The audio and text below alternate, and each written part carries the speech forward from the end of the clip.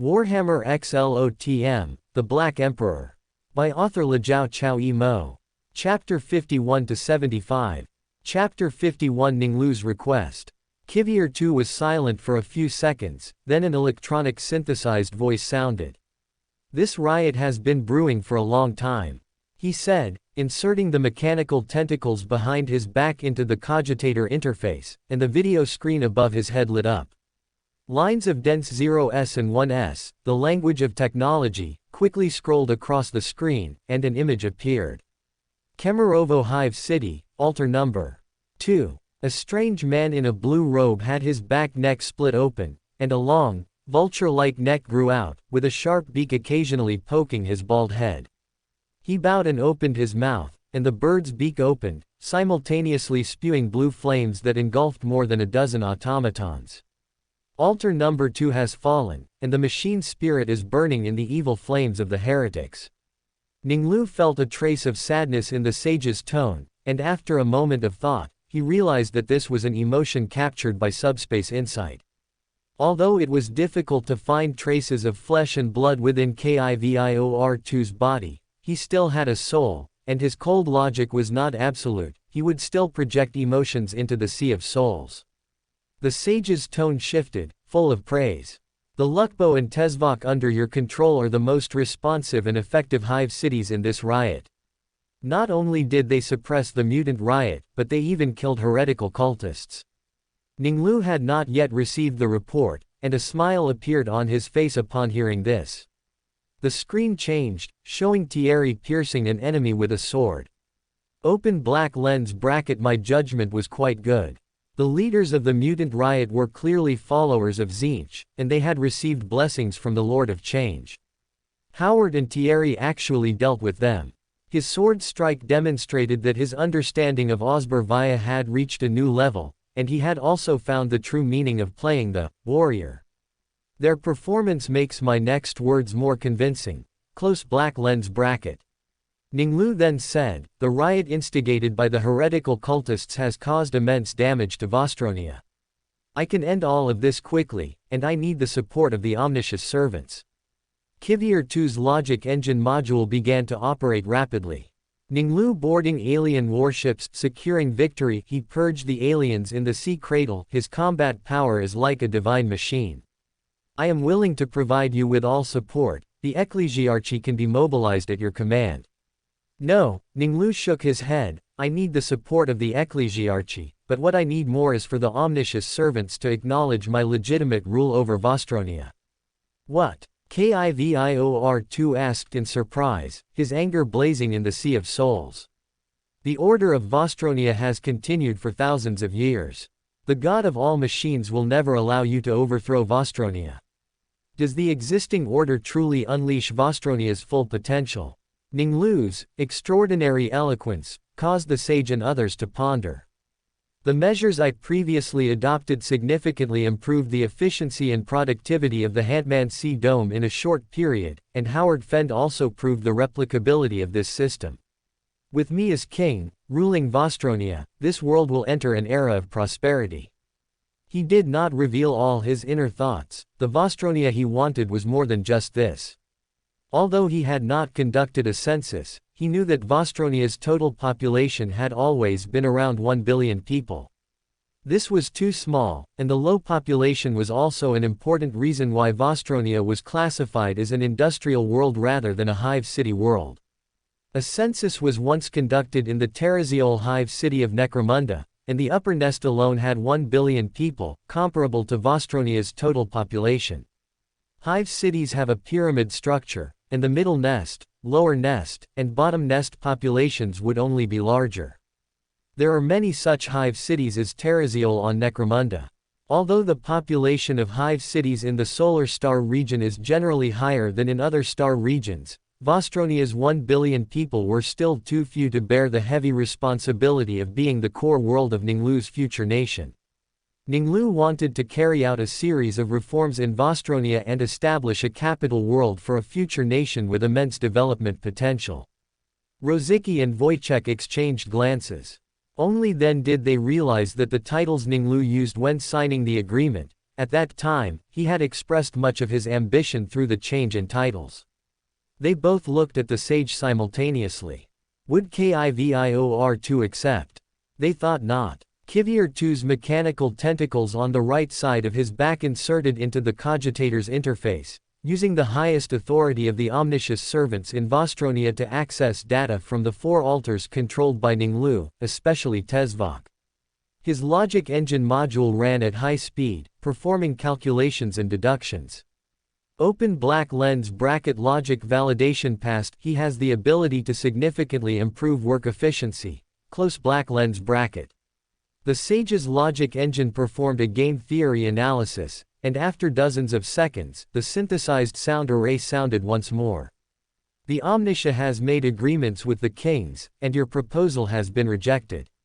Ning Lu's eyes turned cold. He tried to cooperate with the oil riggers to develop Vostronia as quickly as possible, but he didn't expect these oil riggers to care so much about tradition and agreements.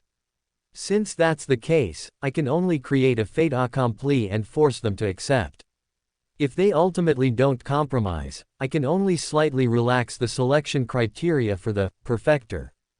As Ning Lu pondered, a sudden urgent alarm sounded from the nest tower, and the altar lights turned red. Kivior 2 issued an order to the tech priest standing in front of a large screen composed of 64 sub-screens. Trace the source of the alarm signal. Dozens of seconds later, the tech priest operated the screen to display a series of images. Ning Lu glanced over and found that it contained not only images of Mikhailovsk Hive City but also images of Songasan Chega Hive, where altar number 9 was located. The tech priest stared at the screen and reported to the sage. Tech priest Zelinsky has fallen to heresy. He killed Kivior 25, the sage who managed altar No. 9. Heretic Swiderski has also fallen to heresy. They held a blasphemous ritual in Songasan Chega Hive. Ning Lu saw in one image tens of thousands of Hive citizens being driven by mutants towards a factory. In another image, countless beastmen with avian features emerged.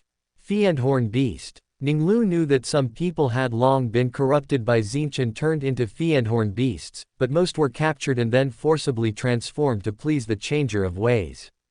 Kivior 2 looked at Pietek Swiderski's bird beak and the sharp claws on his limbs, feeling disgust and anger.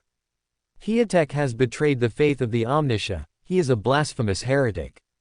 Dispatch the Ecclesiarchy, and demand that King Kapustka deploy. This is the god of all machines' demand of him. He must kill the heretics. Ning Lu held his heavy halberd with both arms, staring at the video screen. King Kapustka quickly responded to Sage Kivior 2's request, leading his subordinates to purge the heretics who had invaded his territory, Mikhailovsk Hive City. Wearing master-crafted power armor, he pointed his power sword at Pietek. Heretic, die. Fool. Pietek raised a curved blue shield, parrying the power sword. King Kapustka's gaze met the eye at the top of the shield, and he immediately let out a scream. Pietek swung a curved blade, cutting off King Kapustka's head. Heretic. Kivior 2 saw that the battle-hardened King Kapustka was instantly killed by the heretic. He factored in the combat power of Zelinsky, Pietek, and other heretics, and simultaneously searched his database, immediately realizing there was only one option. Chapter 52, Fiendhorn Beast. Kivior 2 walked up to Ning Lu and spoke. On behalf of all the altars in Vostronia, I accept your request. We will support you in becoming the king of Vostronia. Please act immediately to cleanse the blasphemous heretics. Rosicki and Wojciech exchanged surprised glances. It was incredible that the sage had accepted Ning Lu's request. After their initial shock, they calmly considered the situation and understood that Kivior 2 had no other choice. The Mechanicus's guard force and many families in the Hive City had suffered heavy losses in the battle against the Xenos. Vostronia also lacked the legendary god machines, and facing a sudden outbreak of heretics, there truly was no better solution. If Ning Lu's terms were not agreed to, Vostronia would suffer a catastrophe. The sage considered even more deeply. The corruption of Pietek and Kapustka had made him lose faith in these royal families. He swiftly operated the data slate, making a pledge in the language of technology and Low Gothic of Vostronia, and branded it with an electronic seal using his mechanical tentacles. Ning Lu inspected it and nodded in satisfaction. As you wish, I will go immediately. Ning Lu finished speaking and strode out, with Maria and the others quickly following. Jorginho, who had been waiting, quickly organized his subordinates to follow the giant. After the group had traveled several kilometers, they encountered a pack of Fiendhorn beasts. A group of less than 100 charged into thousands of monsters, yet no one showed the slightest fear. They saw their king Ning Lu, whom they followed, charge first into the monster horde. With a single charge, dozens of bird-like beasts were cut in half, and hundreds were thrown flying. Jorginho roared, "Attack!" He was the first to pull the trigger on his Vostronia laser rifle, which he had swapped for during the journey. A shot struck the monster's right eye, and the beam pierced the bird-like beast's head. This gun is truly powerful, much better than those I traded for with sea goods before. Hyantech cleaved a fleeing royal private soldier to death with his sword, then saw the unstoppable giant. His mind was buzzing. During the sacred ritual, as his body was being torn by pain, the whispers in his ears echoed in his mind. Hyantech Swiderski, I bestow upon you enlightenment, you have attained a noble form of wisdom. You shall undertake the sacred task I bestow upon you, go forth. Go and use the power I have given you to prove yourself, go and attack him.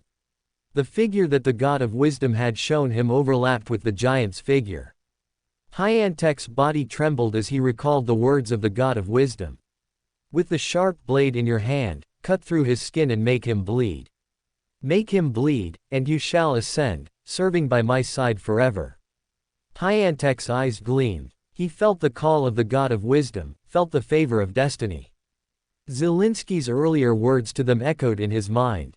You have completed the sacred transformation. From this moment, you are intimately connected with destiny. You can instinctively perceive threads of destiny, just as a beast can smell its prey in the wind. He was different from those who, during the sacred ritual, could not bear the god of wisdom's bestowal and became like beasts. He was special, he understood the deeper meaning, perceived destiny would surely come to pass, just as he had killed the foolish Kapustka with a single blow, and just as he was about to complete the god of wisdom's task.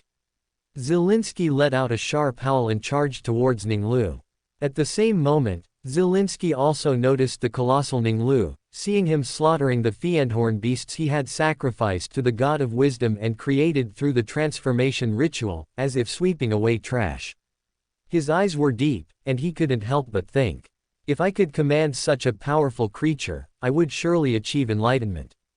Then, by sacrificing him to my lord, I would certainly receive even greater blessings.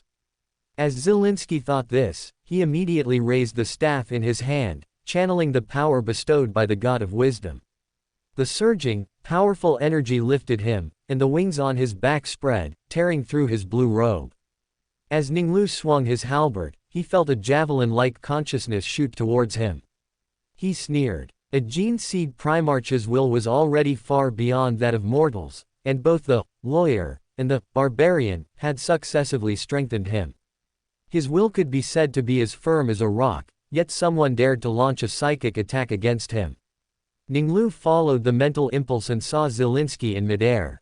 The latter, whose face still retained human features, turned purplish-blue and plummeted to the ground. Please leave him to me. Malina waved her hand casually, and several Fiendhorn beasts' bodies trembled violently, then exploded, burst, by surging biomorphic psychic energy. Good. Ning Lu turned his gaze to Hyantech, who was charging at him. He was several sizes larger than the other Fiendhorn beasts, the tallest creature he had seen besides Zhongya. In mid-charge, Hyantech suddenly changed direction, darting to the right for 2 steps, then immediately turning and pouncing to the left. This was the opportunity destiny had shown him. Only this way could he complete the task the god of wisdom had given him and obtain the giant's blood. Just as the sharp blade in his hand was an arm's length from the black armor, his eyes caught a glimpse of a black gleam. The next instant, Hyantech felt a sharp pain in his abdomen. He was struck and sent flying, tumbling and spitting out large mouthfuls of blood. No. Destiny showed me I would succeed. I will complete the God of Wisdom's task. Two laughs simultaneously echoed in his ears. One was a whispered chuckle, the mocking laughter of Tzeentch. The other voice came from the giant, who instantly appeared before the Fiendhorn beast, smashing his halberd down and pinning him to the ground. Ning Lu knew that even the most powerful divination masters could not glimpse all the mysteries of destiny, let alone a Fiendhorn beast only given a mere instinctual ability to glimpse destiny by Tzeentch. Indeed, you never knew if the destiny you glimpsed was real or false, or if it was merely displayed to you by Tzeentch or some demon for their amusement. Ning Lu pulled out his heavy halberd. He noticed Jorginho directing his subordinates to attack along the left side of his charge route, advancing steadily. On the other side were Maria and the other two. Their coordination was becoming increasingly seamless. They each injected combat stimulants at the appropriate moments. He looked ahead again. Malina had completely suppressed Zelensky, suffering from the backlash. His psychic attacks could not break through the female shaman's psychic defenses. Ning Lu believed that even if he were in perfect condition, he wouldn't be able to break through Malena's mind. The female shaman was the person with the strongest will he had ever seen. It's over. As Ning Lu's thoughts drifted, Malina raised her fair palm and pushed forward. A finger-thick bolt of lightning shot towards Zelensky's face. Amidst a scream, the Tzeentch worshipper, whose face was scorched black, crashed to the ground. After losing the leadership of Zelensky and Piantek, the Fiendhorn beast's bestial nature immediately intensified, and in their confusion, they were quickly annihilated. Ning Lu ordered Jorginho to reorganize the surviving Mikhailovsk Hive City armed forces, then, along with the others, occupied the unguarded nest tower. He used this time to go to the lower nest, where he hunted a 1,000-legged snake and also captured 5 others, throwing them into the second layer of the disordered country, a space he had created to simulate the lower nest environment. Upon returning to the upper nest, he went back to the palace in the nest tower to concoct the assassin potion. Chapter 53, The Strange Zalewski. Happy New Year's Eve. Inside the palace, Ning Lu spread his palms and spoke to Maria Kurnikova. You performed well. This is the power I bestow upon you. Maria took the purple potion from his large hand and drank it without hesitation. She and the other girls had been trained as assassins, instilled with absolute loyalty to their family. After Yelena offered them to Ning Lu, their loyalty shifted to the giant. Having witnessed the Gene Seed Primarch's godlike combat prowess time and again, she had completely submitted to Ning Lu. Half a standard hour later, the assassin mastered the method of meditation under Ning Lu's guidance, consolidating her power. Maria knelt on one knee, her hand over her chest. Thank you for your grace, my lord. I will surely use the power you've bestowed to bring death to your enemies. Ning Lu nodded. I have a mission for you now, and it is also a test for Tesiwei-na and Dementiva. The abilities and potential of the two women were significantly inferior to Maria's. Ning Lu would decide whether to train them as extraordinaries based on their performance. Please command. Ning Lu's eyes were deep, looking out through the palace's glass, his tone profound. You will infiltrate various hive cities and assassinate key figures. The targets will still be chosen by you based on the situation. This time, I hope to see even more excellent results. As you wish, I will surely present the head of the false king to you. Maria understood Ning Lu's meaning. The assassin made her promise. Ning Lu retracted his gaze and looked at the departing Maria. The better the assassin's achievements, the smoother the path to unification would be, and the more complete the strength of the new Vostronia would be preserved. Ning Lu then sent a message to Jorginho, ordering him to assemble the troops. He searched the palace, and King Kapustka's treasury, which belonged to Vostronia's largest hive city, did not disappoint him. He found a total of 29 types, comprising 54 pieces of magic potion materials. Besides gathering another set of warrior magic potion, he found 10 unicorn horns of the crowned Pegasus from King Kapustka's raw materials for longevity potions. These horns, shaped like crowns, were excellent materials for making longevity potions and also the main ingredient for the pharmacist of sequence 9 of the Moon pathway. After Ning Lu sent all the magic potion materials back to the disordered country, he returned to the real world. He stepped out of the nest tower, and the waiting Jorginho immediately came before him. After an intensive study of Vostronia's Low Gothic on the flagship, he was now fluent in speaking and listening, and could read and write some of the language. My king, I have reorganized the scattered royal private army and guard forces. After screening and integration, there are a total of 1,503 people. From now on, you are the commander of Vostronia's 6th Regiment. Assemble your troops and follow me to conquer Kamarovo Hive City. Understood. Jorginho responded excitedly. In a short time, he had been promoted from a common marine guard to a platoon leader, and now even served as a regimental commander. Although his regiment was still 1,000 men short of full strength, it was only a matter of time. Ning Lu then gave an order to Wojciech behind him, contact Thierry and order him to recruit in loophole, with no limit on numbers. The omniscient quickly complied, taking out a communicator to contact the commander of Vostronia's 2nd Regiment. At the same moment, in the lower nest of Szczecin Hive City, Mikhailovsky, temporarily serving as the 2nd Company commander, walked up to Bukayo, his brown pupils filled with reverence as he looked at the regimental commander. Commander, recruitment is complete. Everyone has been equipped with the fine weapons you distributed. Assemble, depart immediately. Our target is Nurionmal Hive City, where altar number 33 is located. Bukayo had already received the message relayed by Rolslev. Howard had suppressed the mutant uprising and slain the heretical believers. He realized that this was the time for Vostronia's official unrest, and also an opportunity for the newly formed 3rd Regiment to achieve meritorious deeds. Rolslev was too conservative. After suppressing the small-scale mutant riots in Mazov and Szczecin, he only wanted to hold the 2 hive cities steadily. Bukayo would not miss the opportunity. He decided to target Nurionmal, the most remote and isolated hive city in Vostronia. Ning Lu led the 6th Regiment, arriving at Kamarovo Hive City during the night Kyle shift. In the lower nest's Uginsk dome, he encountered a routed noble army. A brown-haired noble, wearing a red robe and rimless gold-rimmed glasses, walked up to the giant. I am Count Zalewski Vitska. Please state your identities. Rosicki stepped forward and introduced them. This is King Ning Lu. Kivier II, the sage, has agreed for him to be the sole king of Vostronia. Please pay your respects to the king. King Ning Lu, Zalewski Vitska pledges his loyalty to you. I will be your faithful servant. I accept your fealty. Ning Lu said in a deep voice, his dark eyes fixed on Zalewski. The noble before him gave him a strange feeling.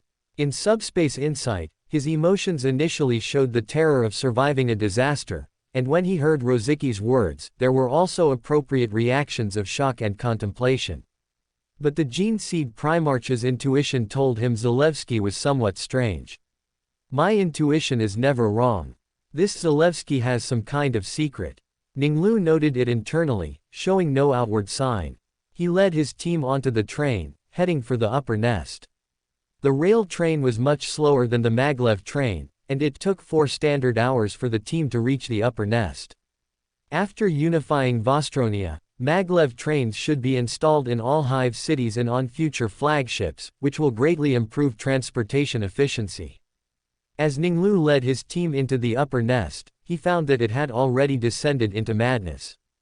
On the streets, mutants, armed with weapons, broke into shops, killing every hive city dweller they saw.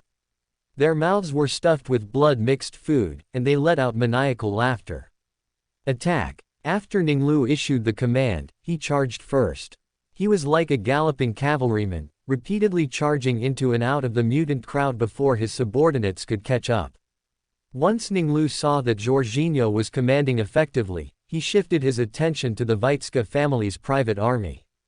He noticed that everyone was wearing bulletproof armor and holding finely crafted laser guns, chainswords, and other weapons. Zalewski, wearing rimless glasses, looked refined on the outside, but his fighting style was unusually savage. He held a shield on his left arm and directly crashed into the mutant crowd. Surrounded, he showed no panic, letting the mutants' weapons strike his finely crafted power armor, focusing only on swinging his power sword and cutting down enemies. Zalewski advanced even faster than the 6th Regiment, appearing more dedicated and active than Jorginho. Ning Lu shifted his attention from him back to the front. Accompanied by piercing bird cries, a figure covered in colorful feathers, with a sharp bird beak, flew in from the air. I wish all members of the Legion happiness and health for their entire families, and you must get rich. On the first day of the Lunar New Year, you will have a second heart implanted.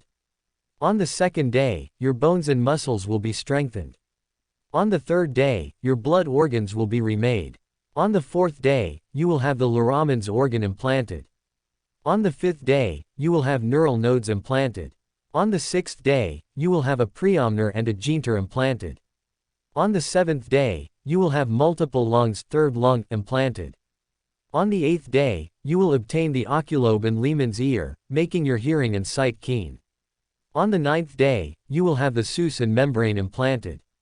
On the 10th day, you will have the melanochrome implanted. On the 11th day, you will have the omophagia implanted. On the 12th day, you will have the Becher's gland implanted, making everything taste good. On the 13th day, your sweat glands will be improved and you will have the Becher's gland. On the 14th day, you will have the progonoid glands and the black carapace implanted.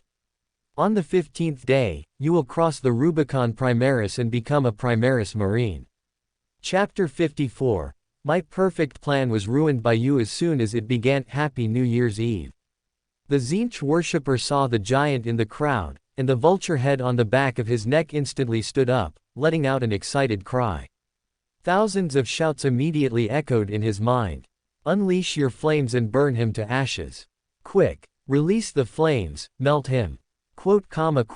The Tzeentch worshipper's blue eyes burned fiercely, and flames, like dazzling laser beams, shot towards Ning Lu. The Gene Seed Primarch took a large step forward and to the left, then immediately stepped forward and to the right as he landed. The blue flames, like a water cannon, chased Ning Lu's zigzagging figure. The Tzeentch worshipper paid no attention to the deaths of his mutant subordinates. Hundreds of mutants were engulfed by the blue flames, letting out tragic screams and dying in agony. The vulture head let out another piercing cry, its beak heavily poking his bald head. Ah! The Tzeentch worshipper let out a cry mixed with pain, joy, and enjoyment. A cracking sound came from his head, and a vulture head grew out, much shorter than the one on the back of his neck. With another cry, the Tzeentch worshipper's beak, the one on his neck, and the one on his head all opened simultaneously. 3 pink torrents converged, weaving into a large net in the air, soaring towards the giant who had leapt into the sky. Ning Lu's pupils contracted. His subspace insight captured details completely different from what his naked eye could see. He noticed that the flames sprayed from the beak on the Tzeentch worshipper's neck were the deepest dark pink, positioned at the top. The lower left torrent, sprayed from the beak on his head, was light pink. The lower right flame, sprayed from the beak on his mouth, was pink. The 3 torrents of flames rotated and merged into one at the convergence point. Ning Lu suddenly opened his mouth and let out an earth-shattering roar.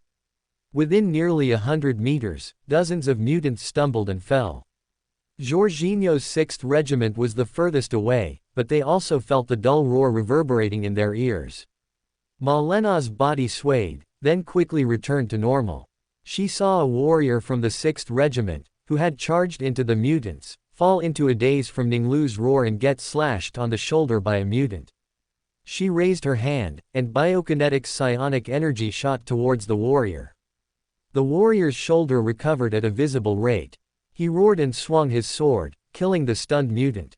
Malena quickly moved forward, then she was surprised to see that the nobleman named Zalewski had already recovered from the roar and was rushing towards Ning Lu and the enemy's battlefield. She couldn't help but think to herself, his willpower is so strong. Only slightly weaker than mine. Malena then temporarily cast aside her doubts and looked at Ning Lu, who had leapt into the air. The Gene Seed Primarch Osbar Vaya's 16th limb swung his heavy halberd, each strike precisely hitting the convergence point of the 3 flames. With a booming explosion, the terrifying force of the heavy halberd disrupted the balance of the pink flames. Scattered pink flames, like fireworks, exploded. Before the Tzeentch worshipper could react, Ning Lu had already appeared before him. The Gene Seed Primarch reached out and grabbed the neck of the bird head on his head, swung it hard, and threw him forcefully to the ground. The Tzeentch worshipper fell rapidly like a windmill, smashing heavily onto the ground. He swayed, just about to stand up, when a figure rushed in front of him. Zalewski had already raised his power sword, and the burning blade slashed across the Tzeentch worshipper's body. Large patches of the Tzeentch worshipper's feathers were incinerated by the disintegration field, and he couldn't help but let out a piercing cry. The destruction of the beautiful colorful feathers bestowed by the god of wisdom made him extremely angry. The beak on the back of his neck opened, and he angrily sprayed blue flames. The flames shot straight towards Zalewski's face. He quickly rolled to dodge, but it was too slow. The blue flames shot straight towards his eyes, hitting his rimless gold wire glasses. A cracking sound was heard, and fine cracks appeared on the lenses. High Priest. The Tzeentch worshipper let out an incredulous cry, wondering if he had seen wrong. The High Priest was greatly alarmed, cursing inwardly, "I have already infiltrated Ning Lu's eye. He is the target designated by my ord. As long as you cooperate with me and die by my sword, I can win his trust and proceed with the plan. You are utterly useless, you have ruined my perfect plan." Zalewski's eyes were full of hesitation. He dropped his riot shield with his left hand, wondering whether to take a gamble. He raised his left arm and suddenly found that his hand had turned back into a claw. At the same time, he felt his back starting to bend and his face starting to itch and twist. The Tzeentch worshipper sighed inwardly, knowing that the glasses the god of wisdom had guided him to find were damaged, and he had been exposed. He was about to activate teleportation to leave, when suddenly a bolt of lightning struck his arm, and his body stiffened. In the air, Ning Lu, who was about to activate Howl, his eyes lit up. Malina reacted so quickly, releasing a lightning attack the moment the Tzeentch worshipper was exposed. She's a biokinetic psyker, more sensitive to mutation than other psykers, but to discover it so quickly means she had suspicions early on. Intelligent, quick-witted. As Ning Lu praised inwardly, he had already landed on the Tzeentch worshipper's head, swinging his heavy halberd to strike his head. The stiffened Tzeentch worshipper felt the strong wind above his head and cursed at his subordinate, who had been destroyed by the disintegration field. You idiot, my perfect plan was ruined by you, as soon as it began." As the last word was uttered, the High Priest felt his body regain control, but he knew it was too late. Ning Lu's heavy halberd smashed into the High Priest's head, ending his unfulfilled plan. He looked at the two corpses of the Tzeentch worshippers and couldn't help but think. Tzeentch worshippers are indeed cunning. He wanted to sacrifice his subordinate to infiltrate my ranks, but in the end, he was ruined by his unwitting subordinate. It's truly a somewhat ironic drama. Although I found him strange, I couldn't be sure he was problematic. He might have had some special talent. If his plan hadn't been accidentally ruined by another Tzeentch worshipper, it could indeed have caused me some trouble. After silently evaluating, Ning Lu praised Malina, who was approaching. "A decisive strike, well done." The cleanup operation in Kamarovo Hive City lasted for one shift. Ning Lu was slightly disappointed that the Royal Nest Tower was burned down by the fanatical Tzeentch worshippers, and the collected magical potion materials were wasted. But he was relieved when he thought about how one Tzeentch worshipper had accidentally ruined another who had infiltrated his side. Ning Lu then prepared the sailor potion, found Jorginho, cultivated him into an extraordinary person, and then gave him orders. "You stay in Kamarovo, clear out the mutants, restore order in the Hive City, and at the same time, replenish the 6th Regiment."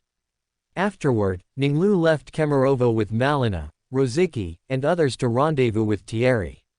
He immediately headed towards Omsk Hive City, where the 4th altar was located. In Omsk Hive City, Maria spoke to her two assassin companions. Based on the interrogation and observation of the kidnapped nobles, it can be confirmed that this king model is just a brutish warrior. Chapter 55. Assassin, Happy New Year. In Omsk Hive City, King Mortal, clad in red armor, pressed his lips into a thin line, his mouth corners slightly downturned, desperately suppressing the roar about to erupt. "My king, the royal arena was attacked. The fire caused by the explosion has not been fully extinguished even now." Captain Urbanski led his patrol into the arena to hunt for the criminals. 2 standard hours later, his body was hung on the royal flagstaff in the center of the arena. Mortal looked at the visual screen, at the stripped, mutilated corpse strung on the flagstaff. His eyes were wide, bloodshot. Useless, all useless. Just a bunch of mutant scum, yet they've managed to disrupt the peace of the Hive City. This is a provocation against me. I must capture them and make them realize the cost of provoking me through torture. After speaking, Mortal shook his red cape and strode out of the palace.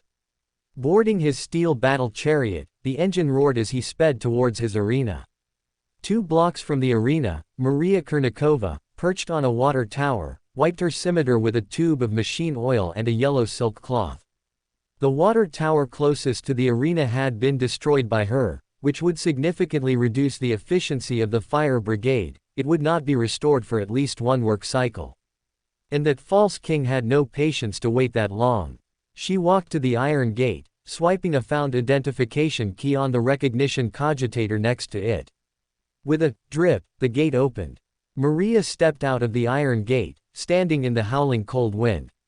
She wore no respirator. Having grown up immersed in medicinal liquid, the toxic industrial exhaust had no effect on her. The assassin did not take out her optical binoculars as before, looking straight down. Eagle vision gave her the eyesight of an eagle in dark vision. Through the dim, flickering lights, she could see several kilometers below clearly. Maria felt the miraculous ability and couldn't help but look up into the distance. "Thanks to my king's bestowal." The assassin withdrew her gaze, scanning Old Town Street and Glory Street. Just then, her communicator chimed, and Svetlana's worried voice came through. "Maria, there are 2 roads from the false king's nest tower to the arena. If we ambush on Glory Street, will we miss the target?" Maria's blue eyes were deep, and she spoke with certainty. Although Old Town Street's facilities and roads are more complete and safer, it requires a detour via Birch Street. Given the false king's personality, he will definitely take Glory Street. "That's right, I heard that vain fellow prefers to take Glory Street, the one built to commemorate his achievements in purging the lower nest gangs." Only after listening to Dementiva's sarcasm did Maria speak. "The target often brings his 100-man guard. We are only 3. To complete the assassination, we cannot split up. He will definitely take Glory Street." Svetlana heard Maria's resolute tone and said no more, and the squad's communication channel fell silent. Time passed. The assassin's blue eyes narrowed. She saw more than 10 armored vehicles rapidly approaching, with a flamboyant golden falcon banner hanging from the front vehicle. Target sighted. Proceed as planned. After issuing the command on the communication channel, the assassin leapt down. Light step allowed Maria to gain feather-like lightness for a short period. She moved swiftly along the water tower's metal exterior without making a sound. Svetlana, lying on the top floor of a factory, locked onto the convoy's position through the scope of her laser rifle. The moment the convoy entered the ambush zone, she pressed the detonator button with her left hand. An earth-shattering explosion echoed through the upper nest. Glory Road, built just 25 years ago, was cut in half like a fish on a cutting board. The explosives overturned the 2nd to 4th vehicles of the convoy, creating a crack several meters deep and nearly 20 meters long. The 5th vehicle couldn't brake in time, and the driver could only slam the accelerator, yelling as he surged forward. It fortunately crossed the crack, crashing into King Mortal's vehicle, which had been thrown into the air by the explosion and was now falling. The King's vehicle, with its excellent protective performance, suffered no substantial damage, even the synthetic tempered glass showed no cracks. The moment it landed, the high-speed vehicle crashed into its rear, and the 2 vehicles swayed erratically along Glory Street, like 2 chasing drunkards. The convoy behind stopped in panic. After a moment of disarray, they split into 2 teams, attempting to find a way around from both sides to get to the front. Svetlana dropped the detonator and raised her laser rifle. She pulled the trigger, precisely hitting a wheel. The scorching beam left a nail-sized hole on the wheel but failed to cause greater damage. Just as the two vehicles were colliding and moving forward, a truck rushed out from the corner. Dementiva, in the driver's seat, slammed the brakes, stopping in front of the king's vehicle. The moment before impact, she opened the door, jumped out, and rolled agilely. With a loud crash, the vehicle slammed into the truck, which was loaded with flammable chemicals. Amidst continuous explosions, the vehicle rolled several times, its right side smashing onto the road surface, sliding several meters before coming to a halt. The king's guards scrambled out of the vehicle in disarray and attacked Dementiva, who held a riot shield. After injecting a combat stimulant into her neck, Dementiva lowered her head, shielding her body with the riot shield, and charged at the guards. Svetlana pulled the trigger, beams flashed, and several guards fell. Mortal let out an angry roar and charged towards the female assassin. He had just taken 2 steps when a figure swiftly burst from the corner of a building, from the shadows. The assassin instantly rushed to Mortal's side, raising the flow glass blade in her left hand, unleashing all the strength within her body into a single strike, fiercely stabbing the master-crafted power armor. Mortal was astonished to find the terrifying force in the tall assassin's attack. She had actually pierced the master-crafted power armor with a single blow. As he was alarmed, he felt the dagger get stuck in the armor plate. Mortal, having narrowly escaped death, quickly swung his power sword to stab the assassin. His strike missed. The assassin had pulled back the moment she plunged the dagger into the master-crafted power armor. As Mortal was puzzled, the edge of the flow glass blade fractured into numerous tiny fragments. These fragments splattered, embedding themselves into Mortal's body. He let out a terrified scream. The guards, seeing their king stumble and fall, furiously attacked Maria. Maria moved her feet, deftly using walls, fences, and other obstacles to disappear from the guards' sight. At the same time, Dementiva crashed into the group of guards, swinging her warhammer to smash a guard's head. Maria, once integrated into the shadows, completely vanished from the guard's perception. When she flashed out of the shadows, she would take a guard's life. 10 minutes later, the guard squad, which had not fallen into the lower levels, was entirely killed by the 3 assassins. The death of the formidable King Mortal shook the entire Omsk Hive city. The nobles, who had been suppressed by the powerful king, began to stir. The Hive's citizens cautiously locked their doors, holding weapons to defend against intruders. Welcome to Fanfic Audiobook, your go-to place for immersive audiobooks. If you enjoy the content, don't forget to like the video and subscribe to our channel for more amazing stories. And please support the author by link in description. Chapter 56, Expansion. Happy New Year. When Ning Lu led the 5th Regiment to Omsk, the entire Hive city was in chaos. Without much effort, he conquered Vostronia's 4th largest Hive city, which had lost its king and captain of the guard, leaving it leaderless. After experiencing the remarkable effectiveness of infiltration and decapitation, Ning Lu immediately prepared to assassin elixirs, cultivating Svetlana and Dementiva, who were slightly less talented than Maria but equally loyal, into extraordinary beings. After dispatching the 3 extraordinary beings to continue their assassination missions, he quickly searched the royal family's treasury. In the warrior king's treasury, Ning Lu not only gathered 2 sets of warrior elixirs but also found 4 deep pit gladiator belts he had collected. These were the main materials for the sequence 8 inches brawler, corresponding to the warrior. Like most Hive city, Vostronia also had Hive citizens who, due to debts and various other reasons, were bound by restrictive contracts from guilds and became miserable deep pit slaves. Among them, the most tragic were the deep pit gladiators destined to fight to the death in the arena. In most cases, such arenas were not respectable, but Omsk was an exception. Model was quite obsessed with gladiatorial combat, not only opening arenas but also frequently attending to watch gladiators fight to the death. The 4 belts he collected belonged to the only 400 win champions. They eventually earned the chance to challenge Model and died fighting for their freedom. Brawler is also known as gladiator or duelist. The deep pit gladiator's belt is the material, which fits the intrinsic logic. Ning Lu immediately thought of Thierry and summoned him to the palace.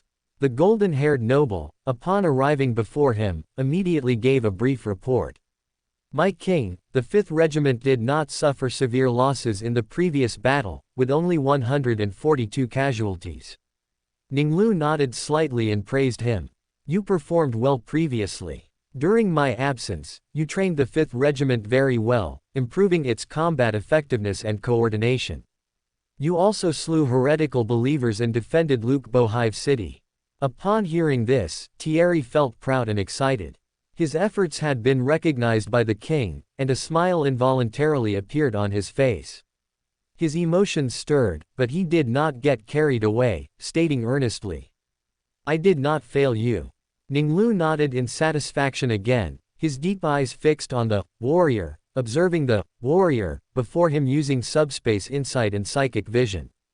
In subspace insight, Thierry's emotions were high, and his mental state was good. The warrior enhancements were all concentrated on the physical body. When Ning Lu used psychic vision to observe, he ignored the aura and focused on Thierry's body. Thierry's hands, feet, and other areas involved in movement appeared red, his head and brain surface appeared purple, excretion and detoxification areas appeared orange, the digestive system appeared yellow, the heart and regulatory system appeared green, and his throat and part of the nervous system appeared blue. His body as a whole did not appear in a balanced state but was interspersed with red and white. Thierry's body has not yet returned to a balanced state, it seems he has not fully digested the warrior elixir. After reaching a preliminary conclusion, Ning Lu asked Thierry for confirmation. Have you fully mastered the power I bestowed upon you? The warrior did not answer immediately. After thinking seriously for a few seconds, he spoke. My king, I have not fully mastered it, but I have found the right path. Ning Lu, hearing that the warrior's words matched his observations, said, continue on the path you have found. When you fully master the power I have bestowed upon you, you will gain further, more powerful strength. Upon hearing this, Thierry felt even more invigorated. He knelt on one knee and said solemnly, I will not fail your expectations. Rise, Ning Lu, in urgent need of talent, asked, I previously asked you to observe carefully among the warriors. Have you found any talents? My king, the Iron Warriors are excellent warriors, but their minds have been brainwashed by the crazy king, rigid and unchangeable. Besides them, I found 2 talents. One is Bu Wuka. He was once my personal captain of the guard and now serves as a platoon leader. He is not only skilled in using riot shields and other protective equipment himself but also adept at commanding other warriors, building defenses, and resisting enemy offensives. As Thierry spoke, he operated a data pad, showing Ning Lu Bu Wuka's personal file. The other is Yurger. He is a new recruit I enlisted from the Hive City Guard after you liberated Loophole. Although he is only 17, he is quick-witted, brave, and daring, and I appointed him as an assault platoon leader. Ning Lu nodded in satisfaction, order them to be in Omsk, they will follow me in battle afterward. Your 5th Regiment has undergone 2 consecutive battles. Although the casualties are not large, it needs time to recuperate. As you command, my king. Thierry felt a little regretful, he longed to continue fighting and practice the warrior path he had found. Ning Lu sensed his emotions and said with a smile, don't rush. When I return this time, I will conquer Vostronia. You don't have to worry about not having battles to fight. After unifying Vostronia, recuperation will only be temporary. There are countless worlds and countless wars awaiting you in the galaxy. During this period of rest, you must complete the replenishment and training of the 5th Regiment. Upon hearing this, Thierry's regret immediately vanished. As you command, my king. After Thierry left, Ning Lu ordered Wojciech to contact Howard and lead the 5th Regiment to the Hive City where the 7th altar was located. One work cycle later, Ning Lu set out with 1 company each from Bu Wuka and Yurger, continuing the conquest. Maria and the other three, assassins, successively infiltrated the hive city where the 5th and 6th altars were located, assassinating high-ranking officials before Ning Lu launched his conquest, reducing the resistance encountered by the Gene Seed Primarch. After Ning Lu conquered the two hive city, he stationed Bu Wuka and Yurger in the two hive city respectively, forming the Vostronia 7th Regiment and 8th Regiment. Subsequently, after he rendezvoused with Howard in the shantytown outside Schwidnitsa and captured the hive city where the 7th altar was located, he summoned the arbitrator in the palace. "My lord, as per your instructions, I have already devised a complete set of measures to improve the dome system.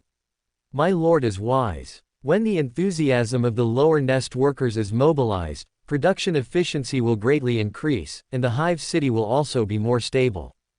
Tesvok's preliminary data shows that the average production capacity increase is 203%, food consumption increased by 41%, and overall benefits have significantly grown." When Howard first received this data, he also found it hard to believe that those lower nest workers could unleash such immense power after being well fed. Moreover, they transformed from unstable elements into loyal subjects who defended order, which was simply incredible. "Very good. You should quickly popularize this system in all the lower nest, making them a new engine for Vostronia's development."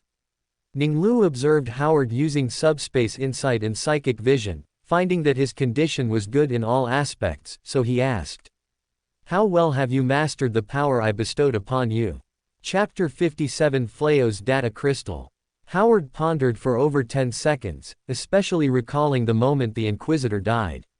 "My lord, I have fully grasped the abilities you bestowed upon me." "Very good." Ning Lu nodded approvingly. Howard was the first extraordinary subordinate to complete the digestion of the Sequence 9 potion. He decided that after concocting the Magistrate potion, he would ask, "Have you discovered any talents in your regiment?" "My lord, I have currently only discovered one talent, Yaksen." At 11, he took over for his seriously ill father and began working in a factory under the Fend family, rising from foreman to factory management. He is not only good at organizing and coordinating, but also remains calm in times of crisis and dares to take responsibility. He now serves as the first company captain, and when I am busy with other matters, I will entrust the 5th Regiment to his leadership. Upon hearing this, Ning Lu spoke. "During the upcoming siege, his company will follow by my side." After one work cycle, inside the palace in Schvednica, Ning Lu spoke to Howard, who had been promoted to magistrate. "To become a true magistrate, you must govern your jurisdiction well. I will entrust the Songasan Chega hive to you. You must find those lurking rats in the land where heresy is brewing." Howard felt the pressure on him. Not only did he have to promote a new system throughout the Vostronia lower nest, and command the 5th Regiment, but now he also had to find hidden heretical believers in the birthplace of heresy. "You must make good use of this time, cultivate your subordinates, and plan ahead the strategies to be adopted in Songchi Sang Chejia."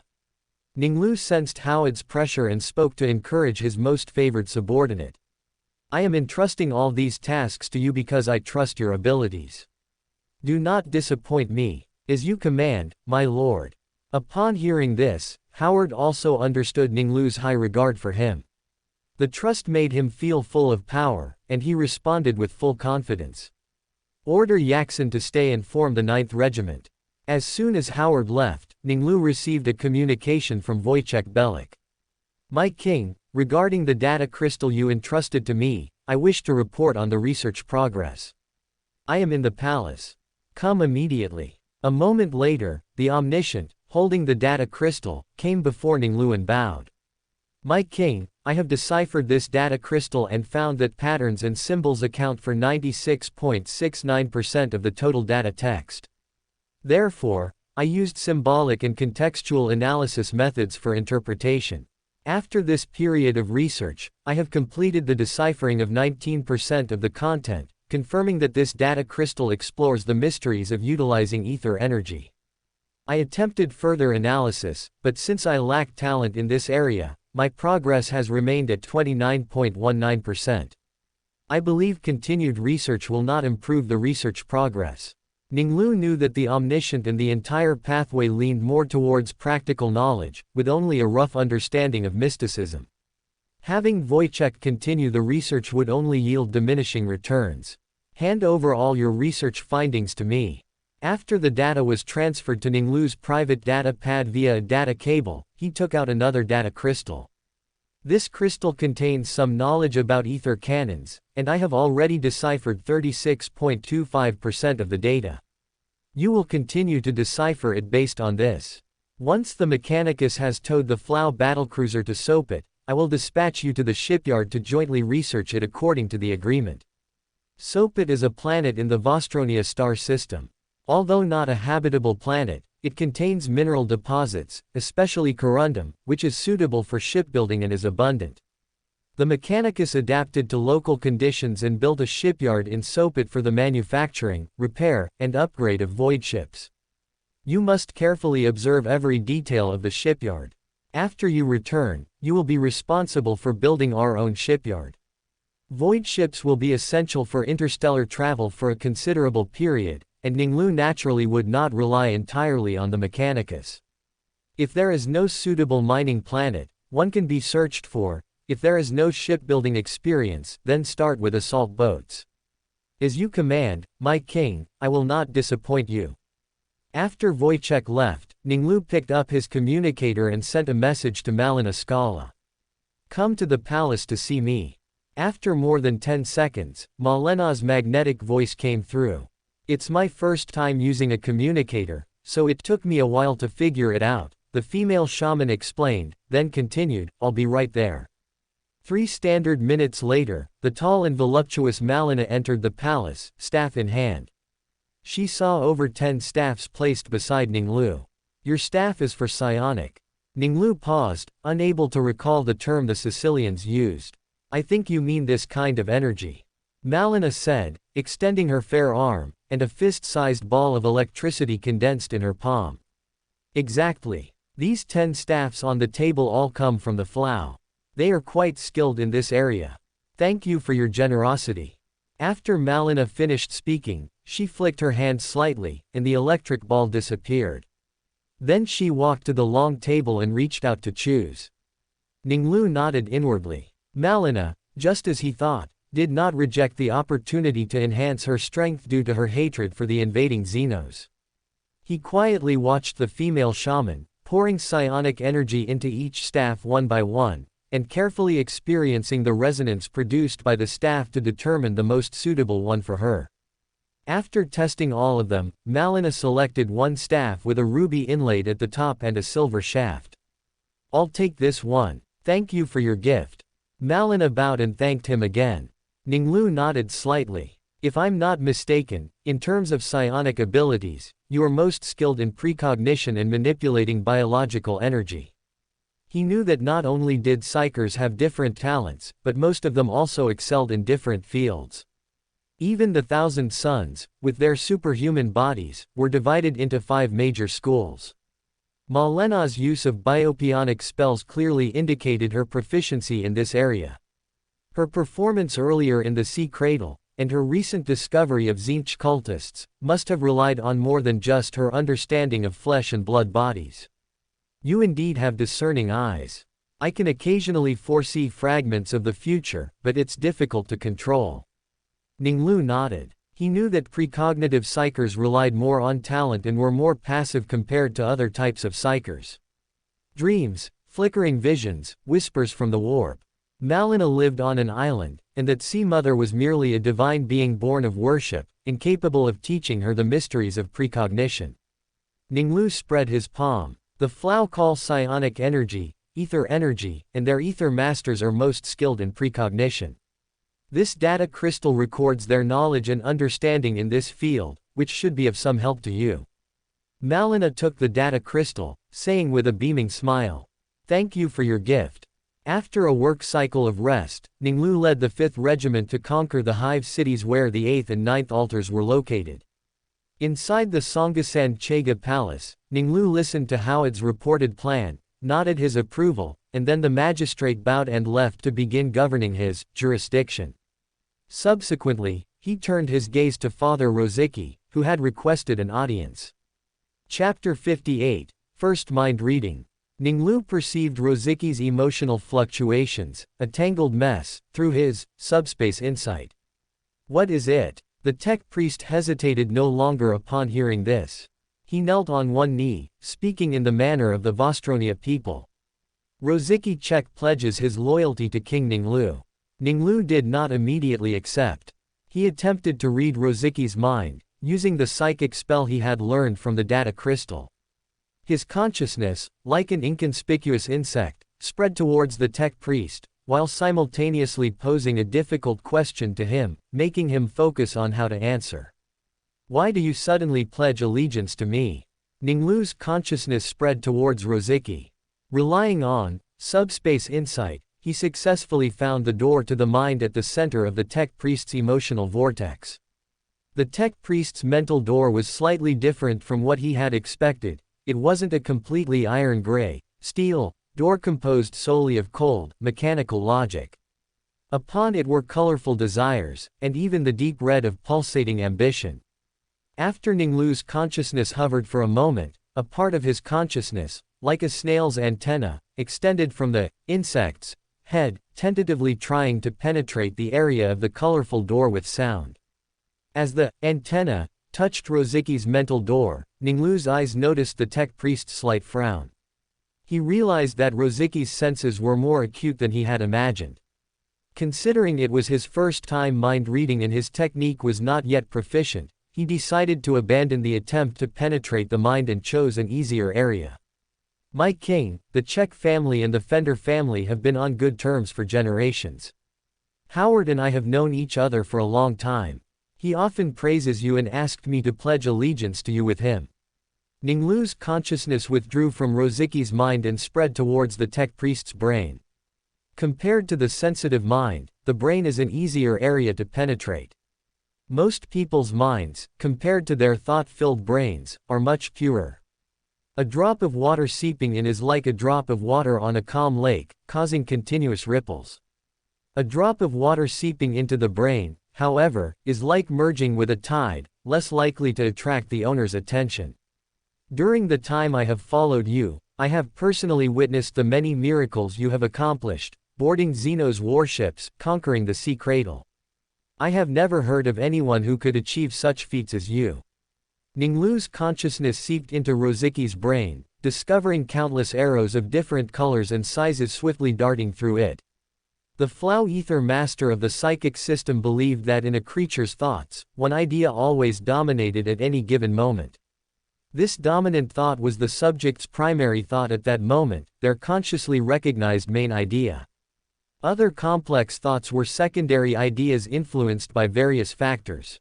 For example, when fear dominates in the face of an enemy, it might lead to thoughts of surrender.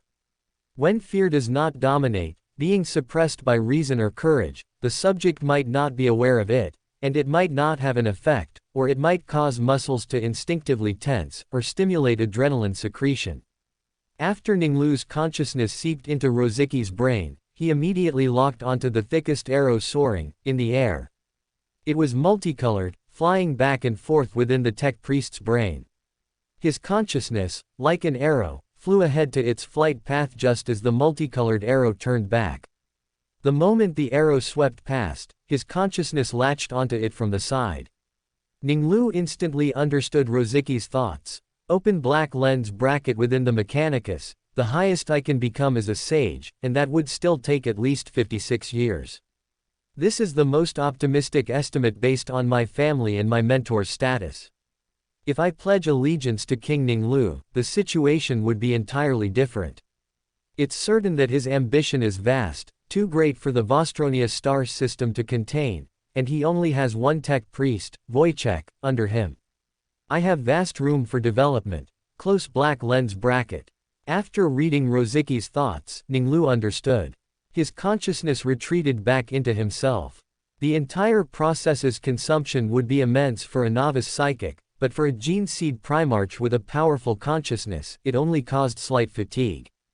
The gene seed Primarch, having completed his first mind reading, thought to himself, Open black lens bracket. Indeed, my acute perception also manifests in psychic abilities. The psychic system is the most suitable psychic discipline for me. I only spent 5 work cycles to initially grasp it and complete my first mind reading, and the subject was not someone entirely defenseless. Close black lens bracket. A smile appeared on Ning Lu's face. He didn't mind Roziki's ambition. Roziki check, I accept your allegiance. The 1 second of waiting felt exceptionally long to Roziki. He bowed and said, my king, I will do my utmost to execute your every command. Ning Lu nodded slightly. After pondering for a moment, he spoke. Wait outside for a moment, then come in after 5 minutes. As you command, my king. The tech priest executed Ning Lu's command to the letter, walking in exactly 5 minutes later. Ning Lu pointed at the STC fragments on the table, newly retrieved from the disordered country, and spoke. You are to immediately replicate the construction template data on this table. Roziki complied and walked to the long table, where he found 5 different data storage mediums, 2 data plates, 1 chip, 1 data crystal, and 1 optical disc. His mechanical tentacles picked up the nearest exquisite rectangular thin plate, whose patterns he was very familiar with. After inserting the data chip into the data port embedded in the back of his neck, data streams flashed across the tech priest's bionic eye. As expected, it's the data for the sacred construction template that the Fender family possesses. Howard thinks as I do, pledging complete loyalty to Ning Lu. No wonder he is so highly valued. After 1 shift, Roziki's mechanical bionic arm set down the data plate. My king, I have copied and backed up all the data. I need you to immediately design an implementation plan to promote and apply this in the 12 hive cities under my control. Especially the maglev trains, I want them laid within each hive city and between hive cities, and then on every warship. Roziki couldn't help but be startled. The first task Ning Lu gave him was a massive undertaking. Vostronia had never seen construction on such a scale. His preserved flesh and blood heart pounded. He felt power and surging fighting spirit in Ning Lu's words. My lord, as you wish. After the tech priest withdrew, Ning Lu sent a message to Yelena, ordering her to implement Tezvok's system in all hive cities and for Buxa to rebuild the security forces. He temporarily halted his conquests. The territories he currently controlled needed time to stabilize. He needed to wait for all regiments to be replenished and for security forces to be established before continuing his conquests. In the lower nest of Nurionmal Hive City, in a gloomy passage, Bukayo, wrapped in furs, looked at First Company Captain Gregory and asked. So, Mirage, because his properties have been continuously attacked, has led his team to the lower nest, intending to wipe us out. Chapter 59, Bukayo's Hunt. King Mirage stepped down from the luxurious royal train, clad in pristine, opulent master-crafted power armor and wearing a rebreather to shield himself from the impure air. He impatiently questioned his captain of the guard beside him. Where are those scums? End this quickly, I don't want to stay in the filthy lower nest any longer. Had it not been for the 5 consecutive useless captains of the guard appointed, all killed by the scums, he, the noble one, would never have graced such a defiled place. My king, my men have found the scums' den. The captain of the guard said, operating a data slate to show Mirage. The scums' lair is in a dome called the sludge pit. Scums are scums, the sludge pit sounds like a dirty place. The captain of the guard flatteringly said, my king is wise, it is precisely so. This sludge pit was once a large water storage area for the Water Guild, later abandoned. Hundreds of lower nest gangs fought fiercely over it. Ultimately, the entire area was reduced to ruins, all the water pipes burst, and it became a sludge pit, hence its name. Mirage frowned, his tone contemptuous. Scums are brainless, they don't realize that brawling ultimately yields nothing. The guard is even more useless, taking so much money every year yet unable to deal with a bunch of scums. Lead the way, let's end this quickly. Mirage said impatiently. An hour later, the king followed the captain of the guard into the passage, his boots sinking into the frozen sludge of Nurionmal's cold weather. Initially, he felt no stickiness as he walked, but only when his boots grew heavy did he look down. Through his night vision goggles, Mirage saw rotten garbage, rusted metal fragments, and unknown organic matter clinging to his boots. He immediately felt his stomach churn and his hair stand on end. After hesitating for more than 10 seconds, the king decided to continue, but he called 25 guards, divided into 5 groups, to clear the garbage on the ground. The guards dared not disobey orders. Without prior preparation of cleaning equipment, they could only bend their backs and push with their bulletproof shields. After more than 10 minutes, their backs ached, and they rotated to rest. Mirage remained annoyed. Air currents from pipes and ventilation systems occasionally flowed into the passage, stirring up pushed debris that struck his ornate armor. After another 2 standard hours of travel, the king saw the view ahead widen where multiple passages converged. This place is relatively clean, let's rest for 10 minutes. Armor attendant, clean my war plate. The captain of the guard opened his mouth. The environment here was complex and unsuitable for resting, and the king had previously insisted on a quick resolution. He was about to dissuade him, but seeing the armor attendant already pulling out cleaning brushes, cleaning spray, and polishing agent, he could only reluctantly close his mouth.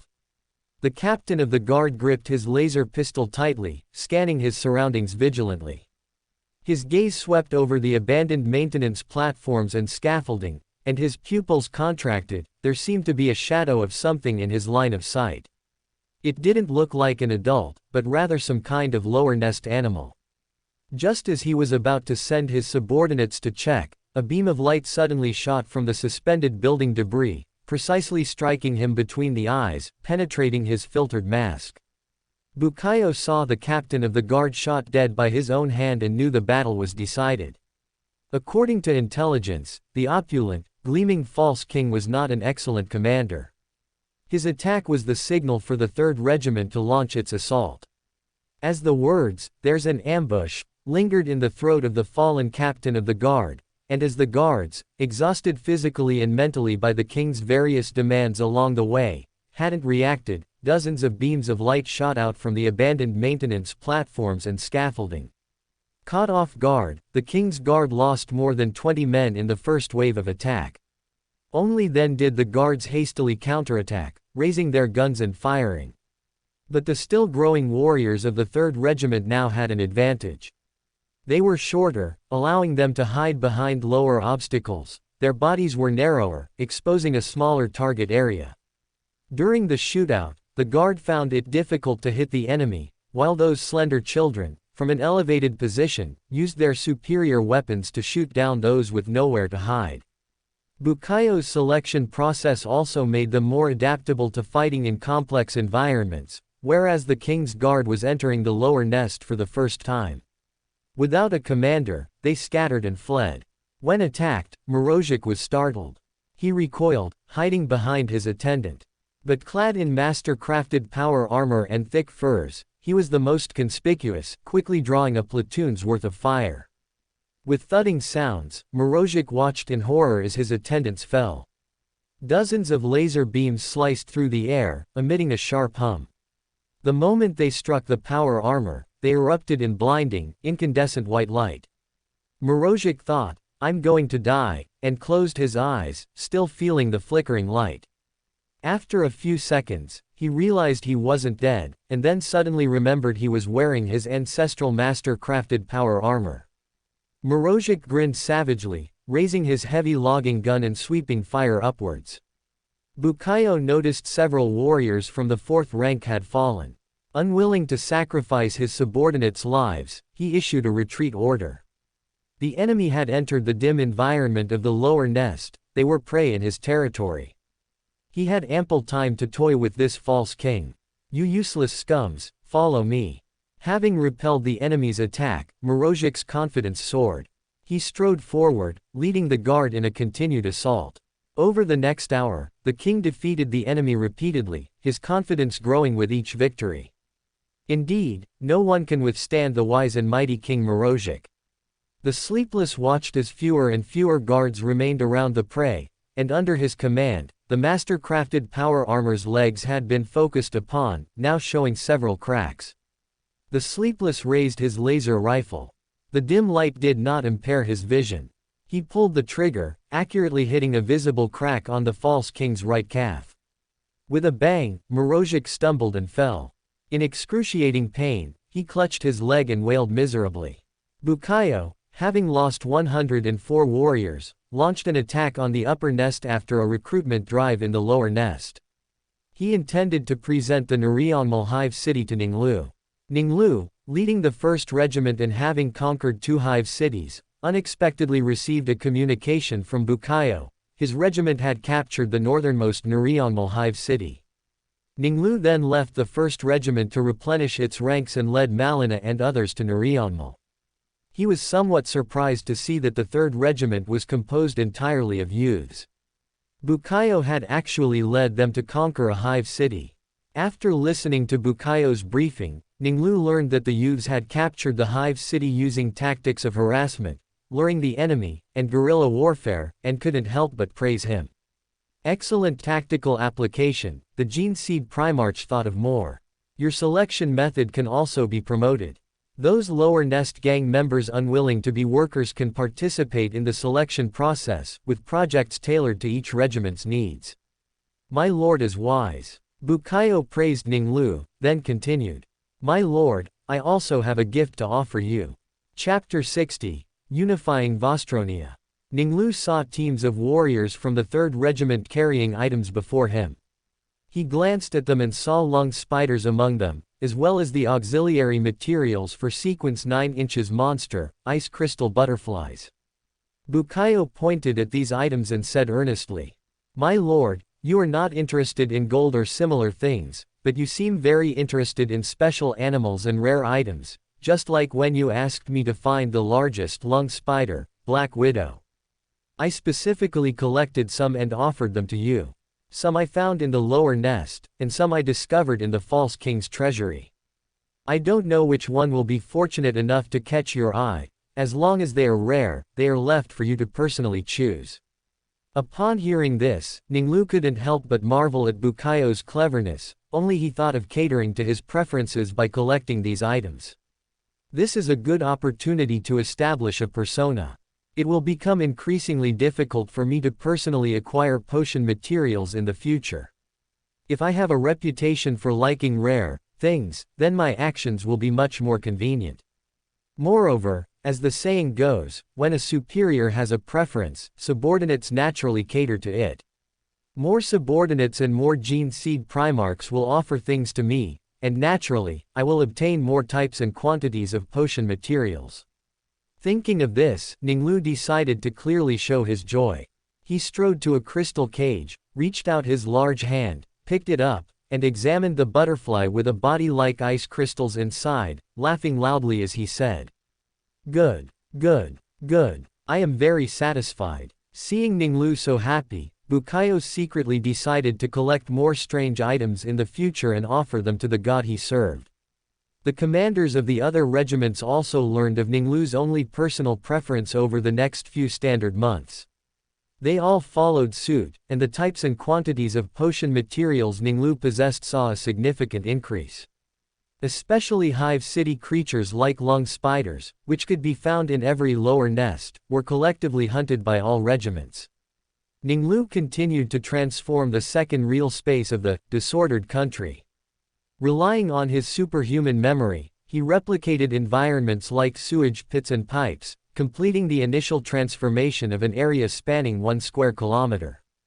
Afterward, he threw in centipede snakes and lung spider larvae, along with some other non-potion material creatures as their food. Ning Lu was also not stingy, concocting potions to cultivate his subordinates who passed the assessment into extraordinary beings. Yaxin, recommended by Howard, became an arbitrator. Bu Wuka and Yurger, recommended by Thierry, became warriors like him. After becoming extraordinary beings, their abilities all improved. Maria and 3 other assassins infiltrated various hive cities, assassinating commanders and creating chaos. Ning Lu alternately led his regiments to conquer hive cities, finally conquering all 33 hive cities before the winter of Vostronia arrived. Vostronia was originally a cold planet, consisting of long winters and short springs. But with colonization, especially the rapid industrialization after the arrival of the Mechanicus, the world's climate gradually warmed.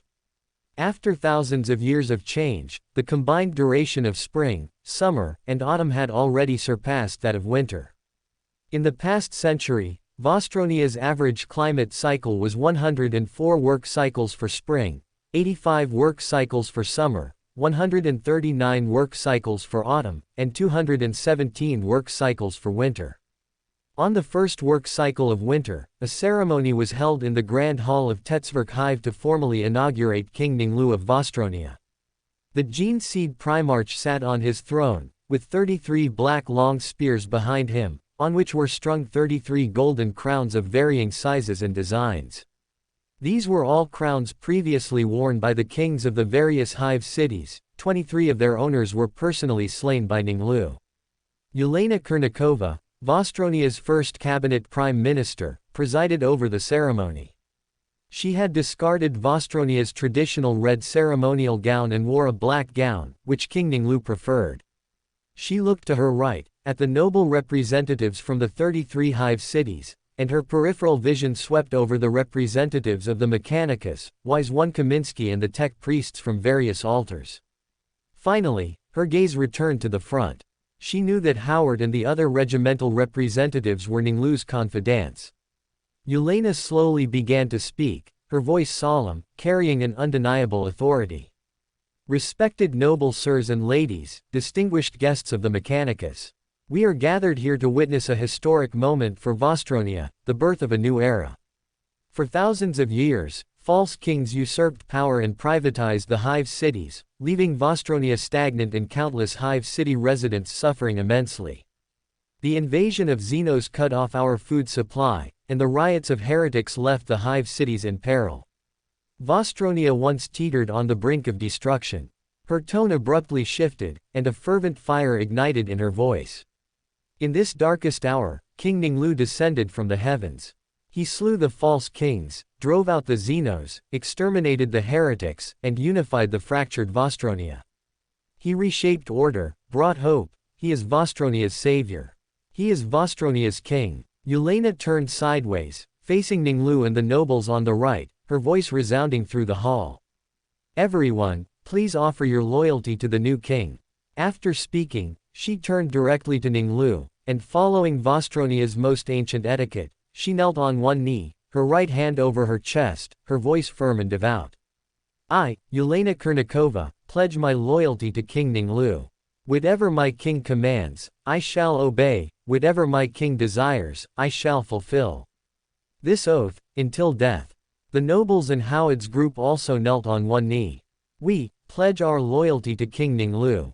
Whatever our king commands, we shall obey, whatever our king desires, we shall fulfill. This oath, until death. Their voices converged like a tide, echoing in every corner of the hall. The sound gradually subsided like a receding tide, and the hall fell into a brief silence. I accept your allegiance. Ning Lu's voice boomed like thunder, carrying undeniable majesty and power. His words were like a heavy hammer, striking everyone's hearts. His gaze was like a torch, sweeping over the slowly rising crowd, then looking at the representatives of the Mechanicus. Kaminsky emerged from his memory of Ning Lu himself taking the crown. He slowly took a step forward. His voice, modulated by mechanical vocal cords, carried a cold solemnity.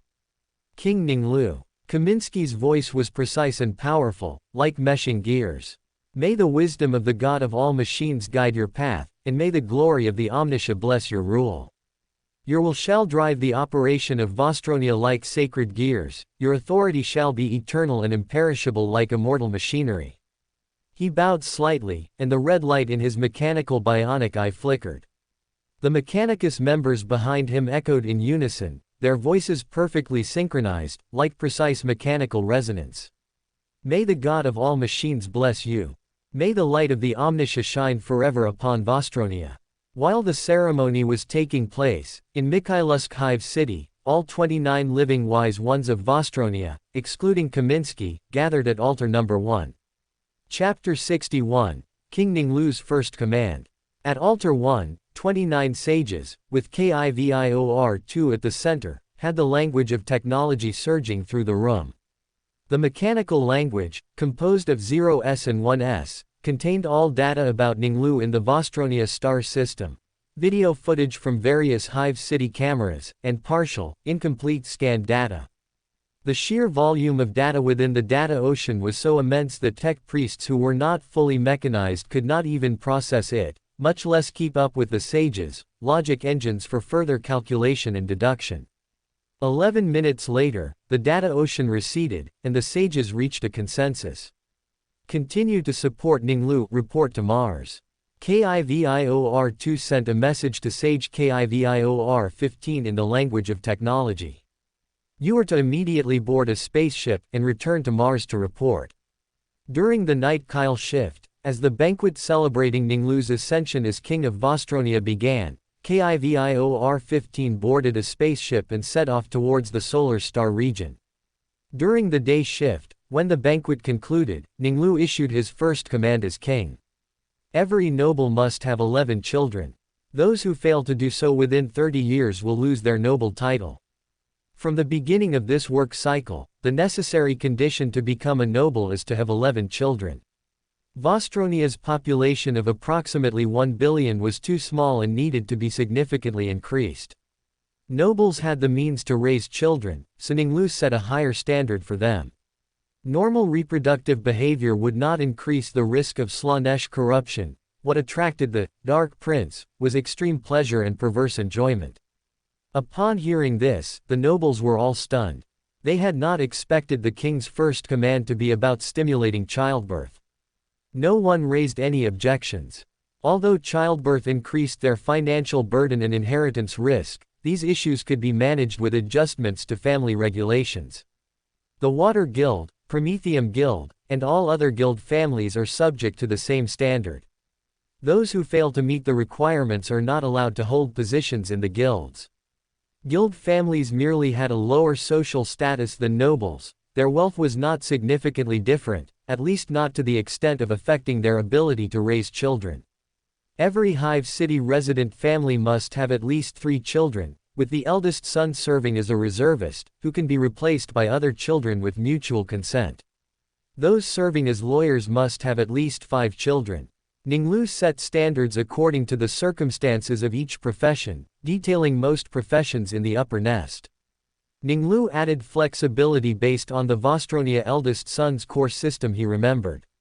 Although it still couldn't prevent forced, voluntary acts within families, it wouldn't lead to situations like the Staven he knew, where a truly voluntary replacement of an older brother required identity forgery.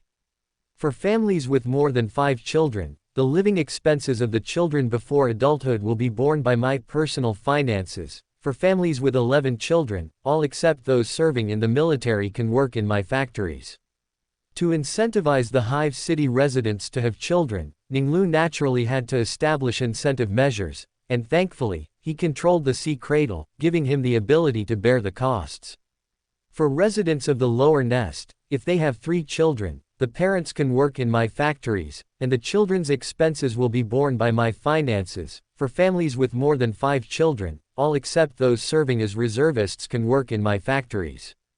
He set lower requirements for the lower nest, which were more suited to its circumstances. Everyone was puzzled upon hearing this. This king, instead of seeking to increase his own wealth, was actually paying out of his own pocket to subsidize childbirth, which was truly baffling. Subsequently, everyone returned to their respective duties, carrying out Ning Lu's command regarding childbirth. Ning Lu had already made arrangements for his subordinates, and Maria was left alone to receive her orders. You are to secretly train assassins loyal to me, following the methods of the Kurnikova family. As you wish. Maria bowed in response, then turned and departed. Ning Lu returned to the long table, picked up a data pad, and examined the new Hive City design plans created by the most excellent architect Yelena had found in Vostronia. He intended to personally supervise the construction of a model. Wojciech Belik traveled to the Mechanicus shipyard in Sopot to jointly research the Flau battlecruiser according to the agreement. Rosicki continued to establish maglev rail lines in various hive cities and oversaw the promotion of STC in Ning Lu's factories. Yelena Kurnikova was responsible for administrative affairs, while her husband, Buksa, was in charge of establishing the hive city's security forces. Jorginho's 6th Regiment returned to the Sea Cradle, where they would expand their ranks alongside Chesney, the commander of the 4th Regiment. Ning Lu had set the upper limit at 10 regiments. Other regimental commanders also followed Ning Lu's expansion orders, with a recruitment cap of 34 regiments. Howard took on additional responsibility. As the magistrate, he had to find the heretical cultists hiding in Songasan Chega hive. He had previously shown an open-minded attitude at the Noble Banquet, stating directly that he did not dislike the existence of any faith, and had not used any methods to search for heretical cultists related to the riots during this time. Howard, accustomed to catching up on sleep in his aircraft, opened his eyes, which were icy blue. My performance during this period should have lulled those heretical cultists into a false sense of security. Moreover, I've left the hive city, so even the most cautious heretics will seize this opportunity to act. Act immediately, don't give them a chance to react. He changed out of his master-crafted power armor, put on a black robe, pulled up his hood to cover his golden hair, and donned a black mask emblazoned with a gray scale. Then, Howard alone took the Songasan Chega hive royal family's secret escape elevator. 5 standard minutes later, the elevator descended to the nest towers underground. He exited the elevator and immediately got into a black car. The driver and front passenger were both his 5th Regiment soldiers. Under their commander's orders, they had driven to familiarize themselves with every street and corner of Songasan Chega. Drive according to Route 3. The magistrate specified a route from the detailed hive city map provided by the two, a route that considered factors such as reducing repetitive driving and concealment. Yes, sir. The soldier immediately started the vehicle and drove through the streets of the hive city. The magistrate's eyes swept over the streets outside. When he wasn't campaigning, he often inspected the various factories in Songasan Chega to further solidify the hive city as his jurisdiction. 36 standard minutes into the drive, the magistrate's spirituality was stirred. A gray aura drifted from the warehouse of Factory I3, 150 meters ahead in his line of sight, and he inexplicably felt a sense of disgust. The magistrate knew this was his extraordinary ability, detect evil, allowing him to sense things related to evil, chaos, and madness that were not shielded, when he was close enough. Through his use of the magistrate's various extraordinary abilities during this period, he had concluded that the range of each ability would increase with his power level, and was positively correlated with his familiarity with his jurisdiction. The so-called shielding did not refer to being hidden within buildings or in the open, but rather to methods of shielding such as sorcery. Howard tapped his finger on the holographic map, circling the warehouse, then opened his communicator. Second platoon, proceed to the marked point and await orders. Don't let a single one escape. Howard had been preparing for a long time, not for just 1 or 2 groups. He intended to eradicate most of the heretical cultists in one sweep. 4 hours later, his data pad marked 19 locations, including factories, noble mansions, and guild territories. The Related Works section has added an introduction to the 11th Legion members and organizational structure.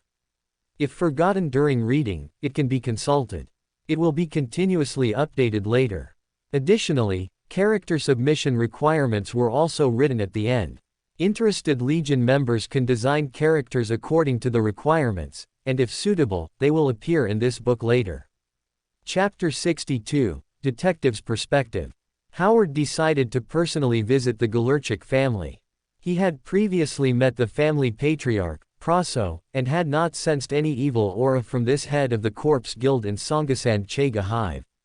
However, when his car brushed past a transport vehicle entering the Gulurchik family mansion, he had an extremely uncomfortable feeling. His spirituality sensed chaos and madness. Howard knew that the Corpse Guild was a major guild in the hive city, managing the trade and production of corpse starch. Tens of thousands of people are born and die in the hive city every work cycle. If these corpses are not handled in an orderly manner, plagues and diseases will rage through the hive city.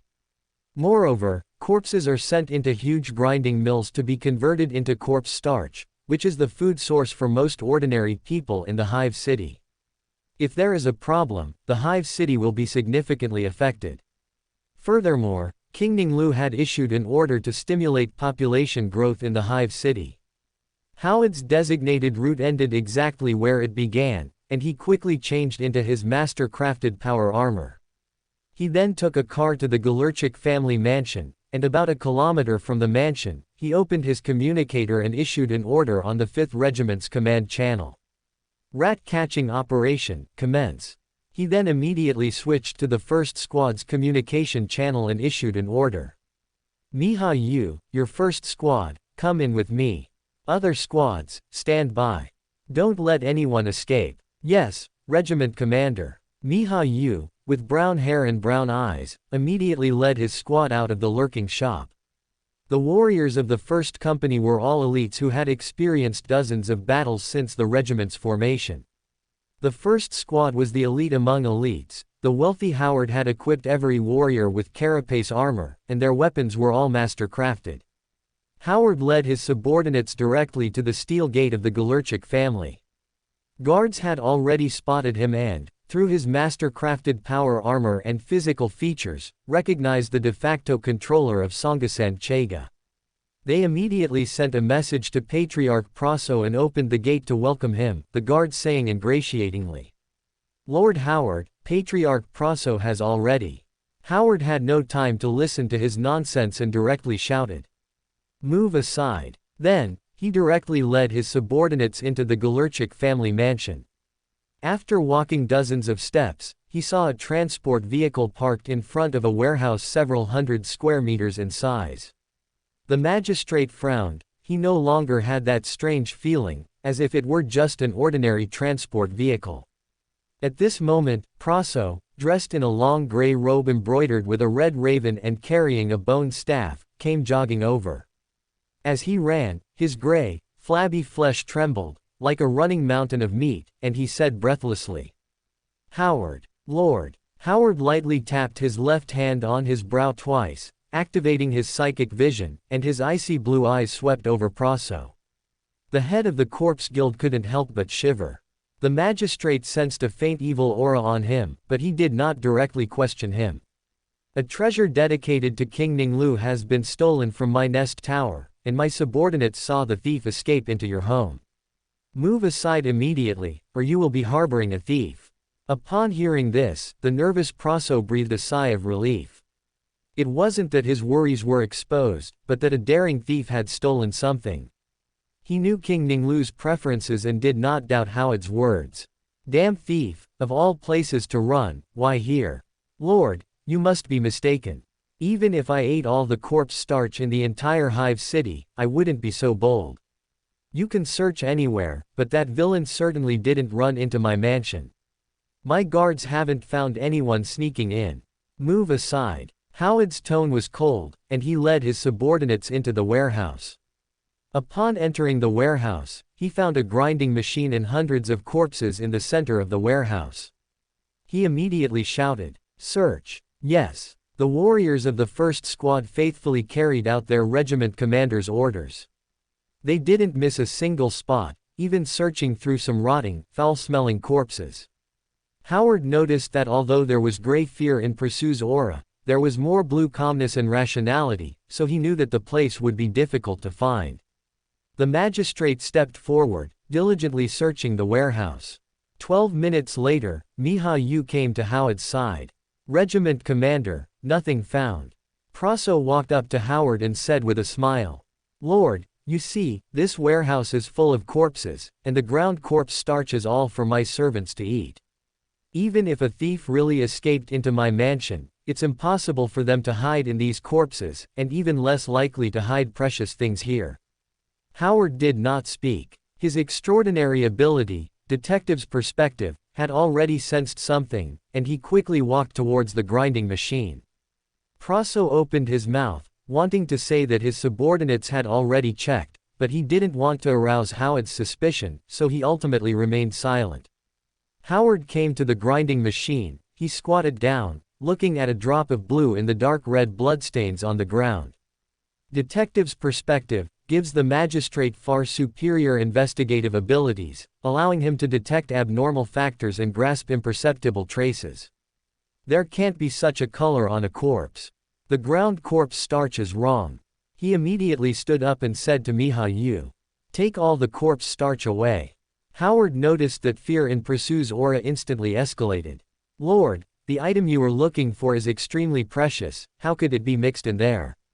No fool would throw precious treasures into corpse starch." Through the other party's reaction, Howard was already convinced of his judgment. He raised his arm and aimed his heavy logging gun at Praso. "What, are you going to stop me?" Praso glanced at the family guards out of the corner of his eye, then looked at Howard and his warriors, wisely choosing to give up. "Come with me." Howard led his subordinates, escorting Praso back to the nest tower. At the same moment, fire conflicts erupted in several places in Songasan Chega. The hidden Zinch cultists were annihilated by the 5th Regiment's warriors after a brief resistance. Only then did Howard take out his communicator and switch to the security captain's channel. "You lead your team, move out immediately, and stabilize the situation in the Hive City." 2 standard hours later, Howard, with the inspection report in hand, came to the interrogation room, looked at Praso, and said with a cold smile, "You mixed a potion into the corpse starch. Those who eat it will undergo physical mutations. Now, will you confess honestly, or do you need my people to help you recover your memory?" Prasu's face was ashen. He clenched his jaw tightly and said nothing. 1 standard hour later, Howard stared at the data pad in his hand. The image on it was a brown-haired young man with deep-set eyes and a faint, mocking smile at the corner of his mouth. Order a full Hive citywide manhunt for Bartosz. Chapter 63, Portrait Memory. Howard inspected the data slate, confirming the evidence of crimes committed in other locations not led by him personally. He then took off his artificer power armor, changed into a black suit, and headed to the banquet hall. He intended to use the banquet as an opportunity to appease the various factions within the Hive City. A moment later, in the banquet hall, an elderly noble with silver hair, dressed in a black robe in line with Vostronia's new fashion, walked over to Howard. After a brief exchange of pleasantries and a toast with the golden-haired noble, he stated his purpose. "Lord Earl, forgive my bluntness, but Songchi Sang Chejia has just barely recovered from the riots. It truly cannot withstand any more turmoil." Howard had anticipated this, and he noticed that everyone else had also turned their attention to him. The golden-haired noble smiled and spoke loudly. "Everyone, I'm sure you're all uneasy about the great commotion last night. I can tell you that the enemy struck last night was the heretic who instigated the previous riot." As he spoke, he operated his data slate, connected to a cogitator, and projected the Mechanicus's lab results onto the large floor-to-ceiling screen. "You see, the ingredients mixed into the corpse starch significantly increase the mutation rate of normal children. In addition to that, there's..." Howard operated the data slate, displaying the heretical cultists' crimes one by one, immediately earning everyone's trust. The silver-haired old man said with a tone of remorse, "My lord, please forgive my earlier offense. I misunderstood you." Other nobles and guild merchants echoed his sentiment. "Yes, without Lord Howard, who knows when we would have discovered the tricks of those heretical villains." Thanked King Ning Lu for sending Lord Howard to Songchi Sang Chejia. "This is truly our good fortune." Howard's azure eyes swept over the fawning crowd, and suddenly his pupils contracted. A golden-haired young man in the crowd caught his attention. He had never seen this person before, yet he felt an inexplicable sense of familiarity. The golden-haired noble's gaze did not linger, continuing to look at others. A second later, the magistrate had confirmed that the golden-haired young man with bright eyes was Bartosz, the one with brown hair and sunken eyes. Portrait memory allowed him to firmly remember a target's appearance from a real person, photo, or sketch, and gain a supernatural sense of them. Although the only visible similarity between the two in appearance was a faint, mocking smile at the corners of their mouths. The magistrate was already certain that he was Bardish. After a brief moment of thought, the magistrate completed his deduction based on the intelligence he possessed. Bardish was the disguised identity he used when meeting Plasso. He possessed some method of slightly altering his appearance. He also possessed a calm demeanor and sufficient confidence to attend a banquet while being hunted. Perhaps he was worried that his absence would arouse suspicion instead. Howard remained silent for 2 seconds, then immediately thought of a way to apprehend his target. He walked into the crowd with a smile, clinking glasses with everyone one by one. Upon reaching his target, Howard suddenly smashed his glass into the target's face. While he was stunned, he quickly extended his arms and tightly locked them around his neck. Bardish froze for a second, then feigned an innocent, suffocating look. "My lord, I am from the Primarch family." Howard ignored him and spoke to the startled guests. "This man is the wanted Bardish, and also the wicked leader of the heretics in Songchi-sang Chejia." With the previous foundation of trust, his convincing charisma and sufficient authority immediately made everyone believe his words. The silver-haired noble exclaimed, "Fortunately, we have you, my lord, otherwise we would still be drinking and chatting in the same room with this villain." Bardish's face turned ashen. He had not expected Howard to reveal the name he used among his followers, clearly certain of his identity. He suddenly exerted force, trying to break free. But Howard was faster. He pulled hard with both arms, causing Bardish to lose his balance. The golden-haired noble swung his arm and elbow, striking the heretical cultist on the back of the head. With a thud, Bardish fell to the ground, unconscious. At the new Hive City construction site, the voluptuous Malina exclaimed to Ning Lu, who was to her left and in front of her. "The area you've designated is 10 times the size of Vostronia's current largest, Mikhailusk. You intend to build a Hive City without precedent. Vostronia is entering a new era, and naturally, it must have a symbolic Hive City." Ning Lu withdrew his gaze from the roaring excavators in the distance and asked Malina beside him. "What have you gained from leaving the sea cradle? The outside world is larger and more brutal than I imagined, especially for us Sicilians." Malena's tone was complex, containing both the wonder of seeing a new world and concern for the future. "Then what is your opinion of the Sea Mother?" Ning Lu turned, his eyes fixed on Malina. The female psyker had immense potential, a firm will, and proven loyalty. His only concern was her faith. Malina felt the pressure from the giant. She felt like a small boat facing a storm in the Coral Sea. She bit her lip tightly, not speaking hastily due to the pressure. After more than 10 seconds, she finally said with a wry smile, "I have read all the books I could find, as well as the 3 data crystals you gave me successively. Now I have a completely new understanding of deities." Malina looked in the direction of the sea cradle, and she said in a desolate tone, "The Sea Mother cannot yet be called a deity. She was born from our faith, guides us but also depends on us." As a powerful psyker, she could easily recall her feelings from several encounters with the Sea Mother. Compared to the deities described in the knowledge she gained, especially the Flao's discussions on deities, it was easy to spot the differences. The Sea Mother, in the space the Flao call the etheric wave and the Vostronia people call the warp, is like a stream, not a vast ocean. "Very good, that is your gain from coming out." Ning Lu nodded in satisfaction. Malina had recognized the truth. The Sea Mother was not a true deity, she was a creature that had awakened divinity. "Do you still believe in the Sea Mother now?" Malina fell silent again, only speaking after dozens of seconds to admit the reality. "I no longer believe in the Sea Mother." She had realized the powerless gap between the sea cradle and other worlds.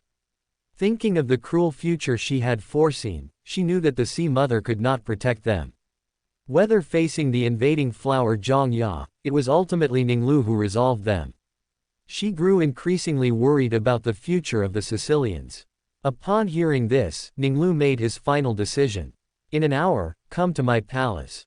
Building the new Hive City was a long-term project. Ning Lu ordered a temporary palace to be erected, to be dismantled and used as materials once the upper nest progressed. 1 standard hour later, Malina looked at the potion in Ning Lu's hand and asked hesitantly.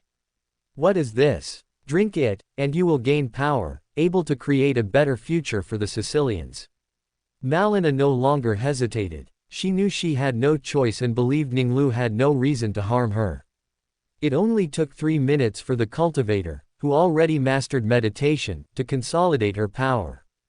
Malina looked at Ning Lu in surprise. He could actually bestow power upon her through a potion, and it seemed not temporary but a permanently solidified ability. I need you to return to the sea cradle, to be a good cultivator, and develop cultivated land and crops on the various islands. Thanks to Fallen Ascendant for the tips, monthly tickets, and recommendation tickets. Chapter 64, Cultivator. Sea Cradle, Castello Island, 3 standard days before spring. A bronze-skinned woman, about 20 years old, approached with 4 bags. Lady Malina, the labels on these 4 bags of seeds are gone. Our family can't tell them apart. She placed the seeds on the ground and said anxiously. Castello Island is located in the center of the sea cradle. Every fish school in the Coral Sea passes through here in different seasons, so the islanders have never had a habit of planting since ancient times. Their family was the first to answer the shaman's call, exchanging hunted seafood for seeds, preparing to cultivate. Because they didn't know which type was best, their family bought 4 kinds. The shaman had said that the light and soil of Castello Island were very suitable for growing these fruits, and they were very easy to manage. They decided to see the harvest to determine what and how much to plant the following year. Now that the labels were gone, their family searched for a long time but couldn't distinguish what each of the 4 types of oval, dark brown seeds were. Thus, they couldn't plant them in the most suitable areas for their growth as instructed by Malina. Carrie, don't worry, let me see. Malena's magnetic voice immediately calmed Carrie's anxiety. The cultivator untied a bag, glanced at it, and immediately identified the contents. But she knew that to teach the islanders how to distinguish them, her fair hands picked up a handful of seeds and patiently explained. These are papaya seeds. Besides being larger, their surface is smoother. Do you understand? Carrie nodded vigorously and asked curiously. What about the others? These are sweet potato seeds, their surface is much rougher. A moment later, Carrie picked up the 4 bags of seeds and said worriedly before leaving. Lady Malina, will there really be no salt mist in spring? Tides sometimes erupt in spring on Castello Island, and because it is close to the equator, the salt-laden mist formed by the evaporation of splashed seawater covers the entire island. At such times, not only do metal equipment and buildings corrode, but even plants like wild grass far from the sea die. The Carey family's biggest fear was encountering salt mist weather. Absolutely not. The cultivator said with certainty. She knew that the first attempt was very important, but with her spiritually enhanced abilities, she could predict the weather and was certain that no salt mist phenomenon would occur. After Carrie left, Malina took out the backup star map data pad and continued her research. Autumn, 4 standard years later, Castello Island. Banana trees stood in rows by the sea, their broad leaves swaying in the wind. Bunches of green bananas hung from the branches, as if they could bend the tree trunks at any moment. In the pineapple fields, golden pineapples were embedded among emerald green leaves, emitting an enticing sweet fragrance. In the cultivated fields in the center of the island, rice ears hung low, and golden grains shimmered with the glow of harvest under the sun. In the cassava fields, thick stalks stood upright. The islanders, taught by the cultivator, and skilled in using various farm tools, were busy with the 3rd harvest of the current standard year. For thousands of years, this was the first time the islanders did not need to risk their lives fishing at sea during weather events like tsunamis. With the stored grain from one season's harvest, they would not have to worry about food for a whole year. Disaster prevention and resistance facilities were rapidly being constructed under the guidance of technical experts sent by Ning Lu. Vieri Barrera, the leader of the tyranny, stood on the top floor of the palace, gazing at the prosperous scene below. He had once been forced to submit to Ning Lu. At that time, he had no other choice, but in recent years, he had not only witnessed the rapid development of agriculture but also seen fishermen board advanced fishing vessels, fishing more safely and efficiently. Now, other larger islands were also eagerly requesting to join the development efforts, and 10 islands had been fortunately selected for the second batch. Vieri had long since pledged his loyalty to Ning Lu from the bottom of his heart and had recently completed a year of attendance. He successfully passed Ning Lu's assessment, becoming a sailor. While Vieri was marveling, Ning Lu, who was handling official duties in his palace in the New Hive City, received a communication from Wojciech Belik. "My king, the battlecruiser built for you by the Mechanicus has been completed. Sage Kiwi OL9 requests your presence for reception."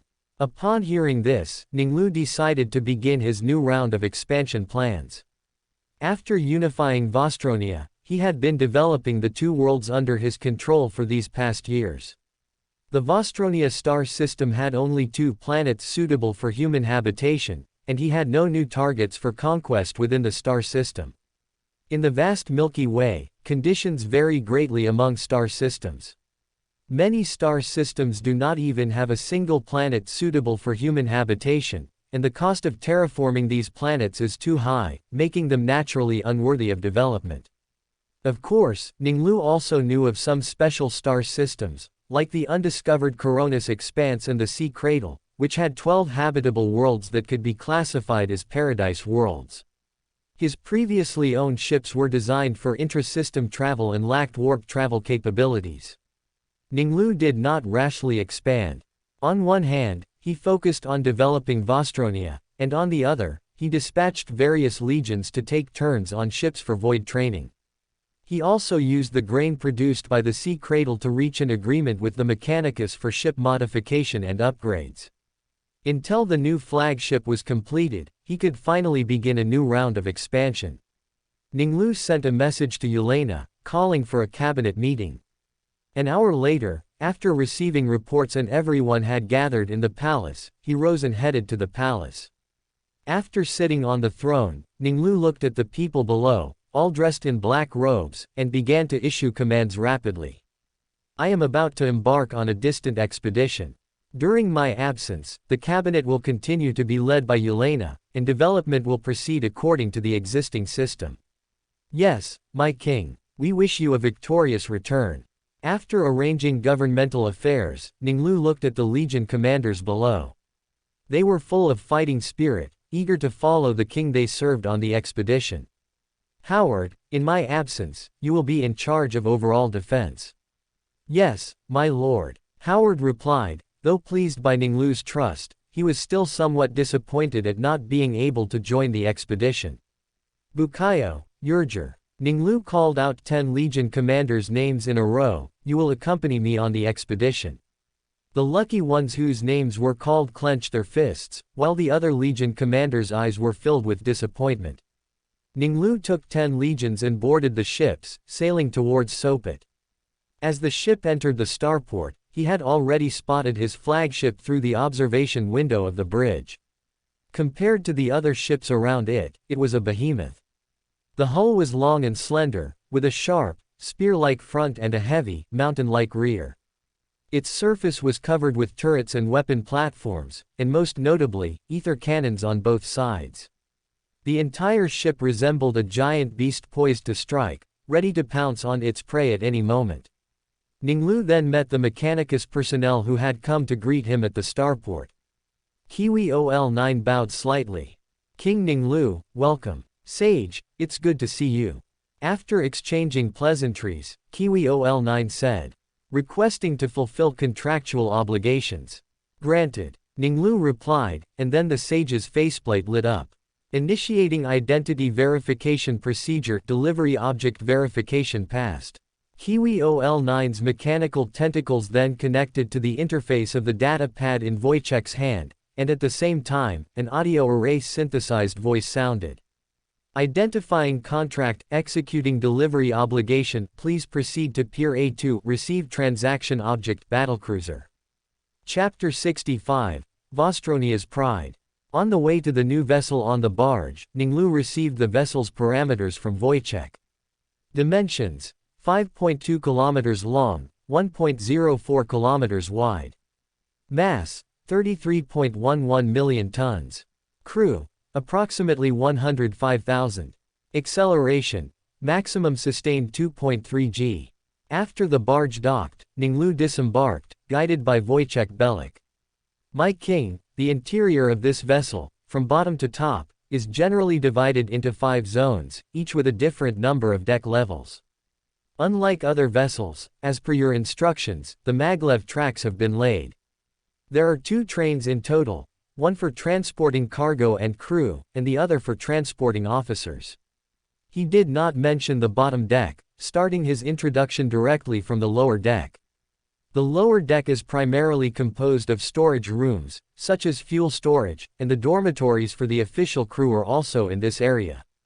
The middle deck has 4 forge decks, capable of manufacturing laser guns and repairing armored vehicles. Technical workers, enforcers, and warriors from various regiments all reside on this level.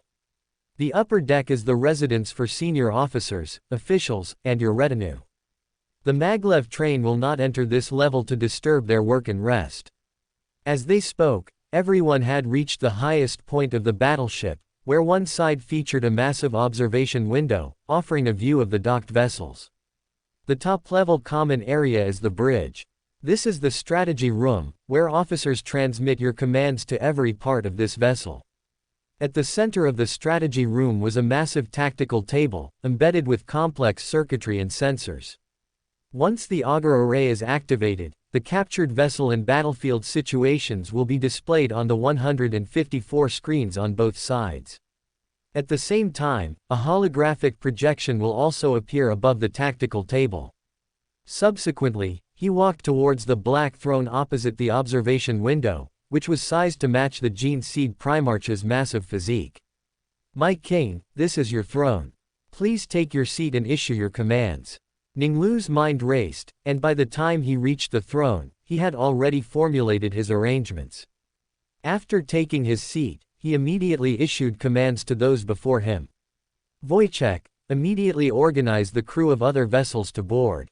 Bukayo, your regiments are to board immediately. Finally, he articulated the fleet composition for this warp voyage, which he had already planned. In addition to the flagship, the frigate Pishek, and the destroyers Telmalika and Vistula, will also join this expeditionary fleet. Ning Lu had considered assembling a powerful fleet, but the current circumstances forced him to embark on this expedition with the smallest possible fleet. During the long age of strife, rampant warp storms caused navigators, who could safely guide warp travel, to become extinct. Vostronia had none, and even powerful factions like the Mechanicus lacked them. A major reason the Emperor could persuade Mars to join the Imperium was that he recultivated navigators and trained astropaths for interstellar communication. Ning Lu is currently only a sequence 8 inches barbarian, and does not yet have the ability to establish new navigation rules. The larger the fleet, the more dangerous it would be.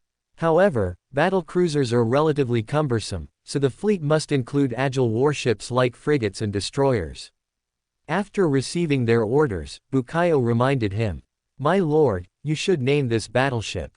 Ning Lu mused for a second before saying, "This vessel is Vostronia's first battlecruiser, our pride. So, let's call her Vostronia's pride. A name imbued with poetry," said midnight poet Bukayo. "I feel a steel mountain standing proudly, floating in the void.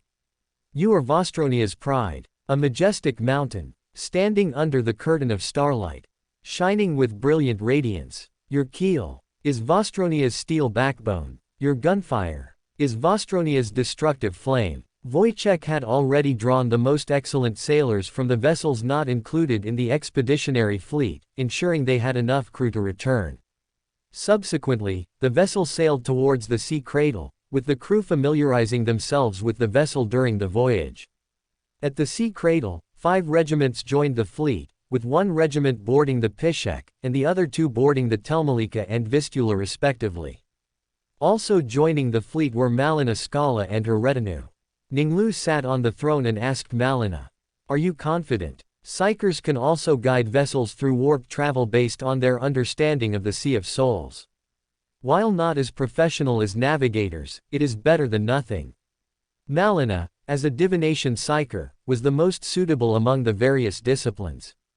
Of course, this was the optimal arrangement given that the demon discipline, which specializes in the warp, had not yet emerged, and he, as a gene seed Primarch, currently lacked the time for such research. For several years, Ning Lu had focused on developing Vostronia and researching his most talented discipline, telepathy. Through studying the knowledge and experiences related to etheric navigation in the Flow data crystals, combined with the backed-up Mechanicus star charts, I have gained some insights. Although there are risks, I am capable of completing etheric navigation. Ning Lu sensed Ma Lena's confidence and said with a smile, "You are not alone. If danger arises, I will establish a psychic link with you to help you escape peril. Then I have no more worries." Malina said with a smile, trusting Ning Lu.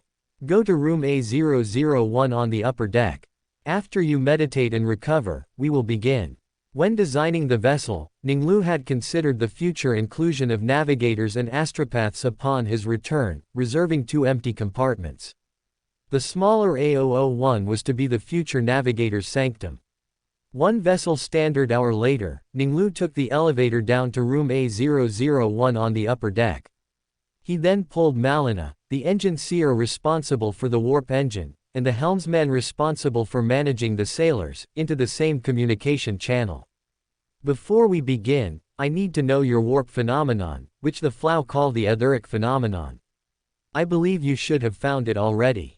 Warp phenomena are how psychers perceive the warp. Once found, psychers can draw upon the energy of the Sea of Souls more smoothly and efficiently." Ma Lena's tea-brown eyes deepened as memories flooded her mind. "When I was 3, while playing by the sea, I was attacked by a gnawing octopus the size of a wooden boat. A split second before the attack, I foresaw its strike and rolled to evade it. Its tentacles reached for me again, and in my fear, I instinctively put out my hand to block, and the burst of power tore it apart." A hint of terror appeared on her face as she recalled with dread. "I waited for a while and found that I wasn't dead, but then my body began to undergo uncontrolled mutations. One moment my arms would thicken, the next my legs would thin. Later I learned that this was a manifestation of biokinesis, and I had the highest talent in this area. I fell in terror into the cold seawater, and when I woke up, I found myself back to normal." Malina emerged from her memories and continued. "When I saw the Flayo's explanation of the etheric phenomenon, I immediately thought of seawater. I think this is because I grew up in an ocean world, and also due to my near-death experience when my psychic powers awakened. After all, from the Flayo's knowledge, I am a lucky one. Even without guidance, I survived my psychic awakening." Her eyes deepened. "The warp, to me, is a vast ocean. The etheric world, to me, is the ocean. When I use psychic powers, I am drawing seawater. When searching for a destination according to the star chart, it's like searching for an island in the ocean." Ning Lu nodded. From Ma Lena's experience, he already understood the female psycher's view of the warp. "Our destination is the A068 star system marked on the star chart. Let's begin. For those who don't know about warp phenomena, if you've played Warhammer 40,000, Rogue Trader, Idiras is a gate, Cassia sees pictures, The Grand Regent is a dark forest, or read official novels, especially the Thousand Suns series, Ahriman's warp phenomenon is a vast ocean, you'll know what I'm talking about. Also, whatever you imagine the warp to be, that's what it will be like when you use psychic powers or fall into the warp. If you think it's a cesspit, when you enter the warp, you'll feel like you've fallen into a foul-smelling pool of excrement, and using psychic powers will feel like drinking sewage." Chapter 66, Warp Travel. "All right." Malina nodded in agreement, then opened the star chart to reconfirm the location of the A068 star system. Ning Lu chose this star system for an important reason. It was on both Vostronia's 18th altar star chart and the Flayo's star chart. While this star system held little attraction for the Mechanicus, the Flow frequently plundered it. Within the system, there was a planet they called Crystal Mirage, named for its abundant crystal deposits. Ning Lu switched communication channels and sent a message to Bukayo, instructing him to bring his men to guard room A001. I'm ready. Begin. I will sense it immediately if you encounter danger. No one liked their mind to be controlled, so Ning Lu did not establish a direct psychic link with Malina. He was confident that he could immediately sense if the female psyker encountered danger. Malina sat on the ground and entered a meditative state. She did not possess the third eye of a navigator, her method was essentially similar to divination. Malena's consciousness extended towards the perceived direction of the waves, then seeped into the vast ocean, which was formed from formless colors, nameless emotions, and baseless dimensions. Ning Lu's powerful mind, the intense emotions of the warriors, and the primal impulses of the crew generated turbulent ripples that propelled her forward. Bathed in ether energy, Malina felt refreshed, but she did not get carried away. She began searching for her target. When she actively performed divination, she would try to find fragments of the future that revealed fate within the tides. Her precognitive abilities could not yet capture the threads of fate, only incomplete fragments, usually fleeting moments of the future. Now, he had to find the corresponding island in the vast ocean. Seemingly a larger goal, this was not the case. The warp was unaffected by physical laws, a planet's projection there might be less significant than the waves caused by a single person with strong emotions. At the same time, the marking methods on the star chart differed from her warp imagery, so she had to complete the conversion. Malina controlled herself, not allowing a single emotion to arise. This prevented both affecting her surroundings and attracting predators from the warp. She patiently felt within the vast ocean. After an unknown period, she finally perceived a familiar sensation, a constantly vibrating pool of blue water. That was the sea cradle she had felt countless times in the high heaven, with its myriad colors and flowing drops being the sea mother. Having completed the first step, Malina had a direction. She then identified the metal sphere representing Vostronia. Like a spider spinning its web, the planets on the star chart were subsequently identified. Malina suddenly opened her mouth and spoke over the communication channel. Activate the warp engine. The warp engines of the 4 ships activated, and the fleet's surroundings began to distort, with the boundaries of real space gradually blurring. Ripples surged through the vast ocean. Malina waited for the waves to calm before giving the command. Turn to 388, incline 3 forward. Ether torrents raged around the fleet, impacting the ships, void shields. The chief helmsman personally steered, carefully adjusting the direction according to Malena's instructions. The other 3 ships followed abreast behind Vostronia's Pride. Days passed in ship time. Malina would stop to rest and eat in calmer warp channels. After 25 days of ship time, Malina captured the A068 star system's anchor point in the real universe, guiding the ships back to real space. Ning Lu sensed the environmental change and knew that this adventurous warp travel had been successful. Malina, you did very well. You should return to your quarters to rest. Room S001 is yours. Okay. Malena's expression was normal, but she clearly felt that her energy was greatly depleted and required deep meditation to recover. Ning Lu had rested several times during the journey and was full of energy. He had long been bored from spending too much time in room A001, but he had to ensure Malena's safety. Now finally restored to freedom, his steps felt lighter as he walked out of the cabin, and he issued a command to Wojciech. Augur array at maximum power, scan the entire star system. Yes, my king. After returning to the bridge, Ning Lu sat on the command throne and listened to Wojciech's briefing. He stood by the tactical table, operating a data pad. My king, the A068 star system has a total of 6 planets, and only one of them shows signs of life. Wojciech said, operating the data pad to highlight a planet. Its diameter is 15,384.02 kilometers, making it the second largest planet in this star system. Hovering in its orbit is a destroyer-class ship.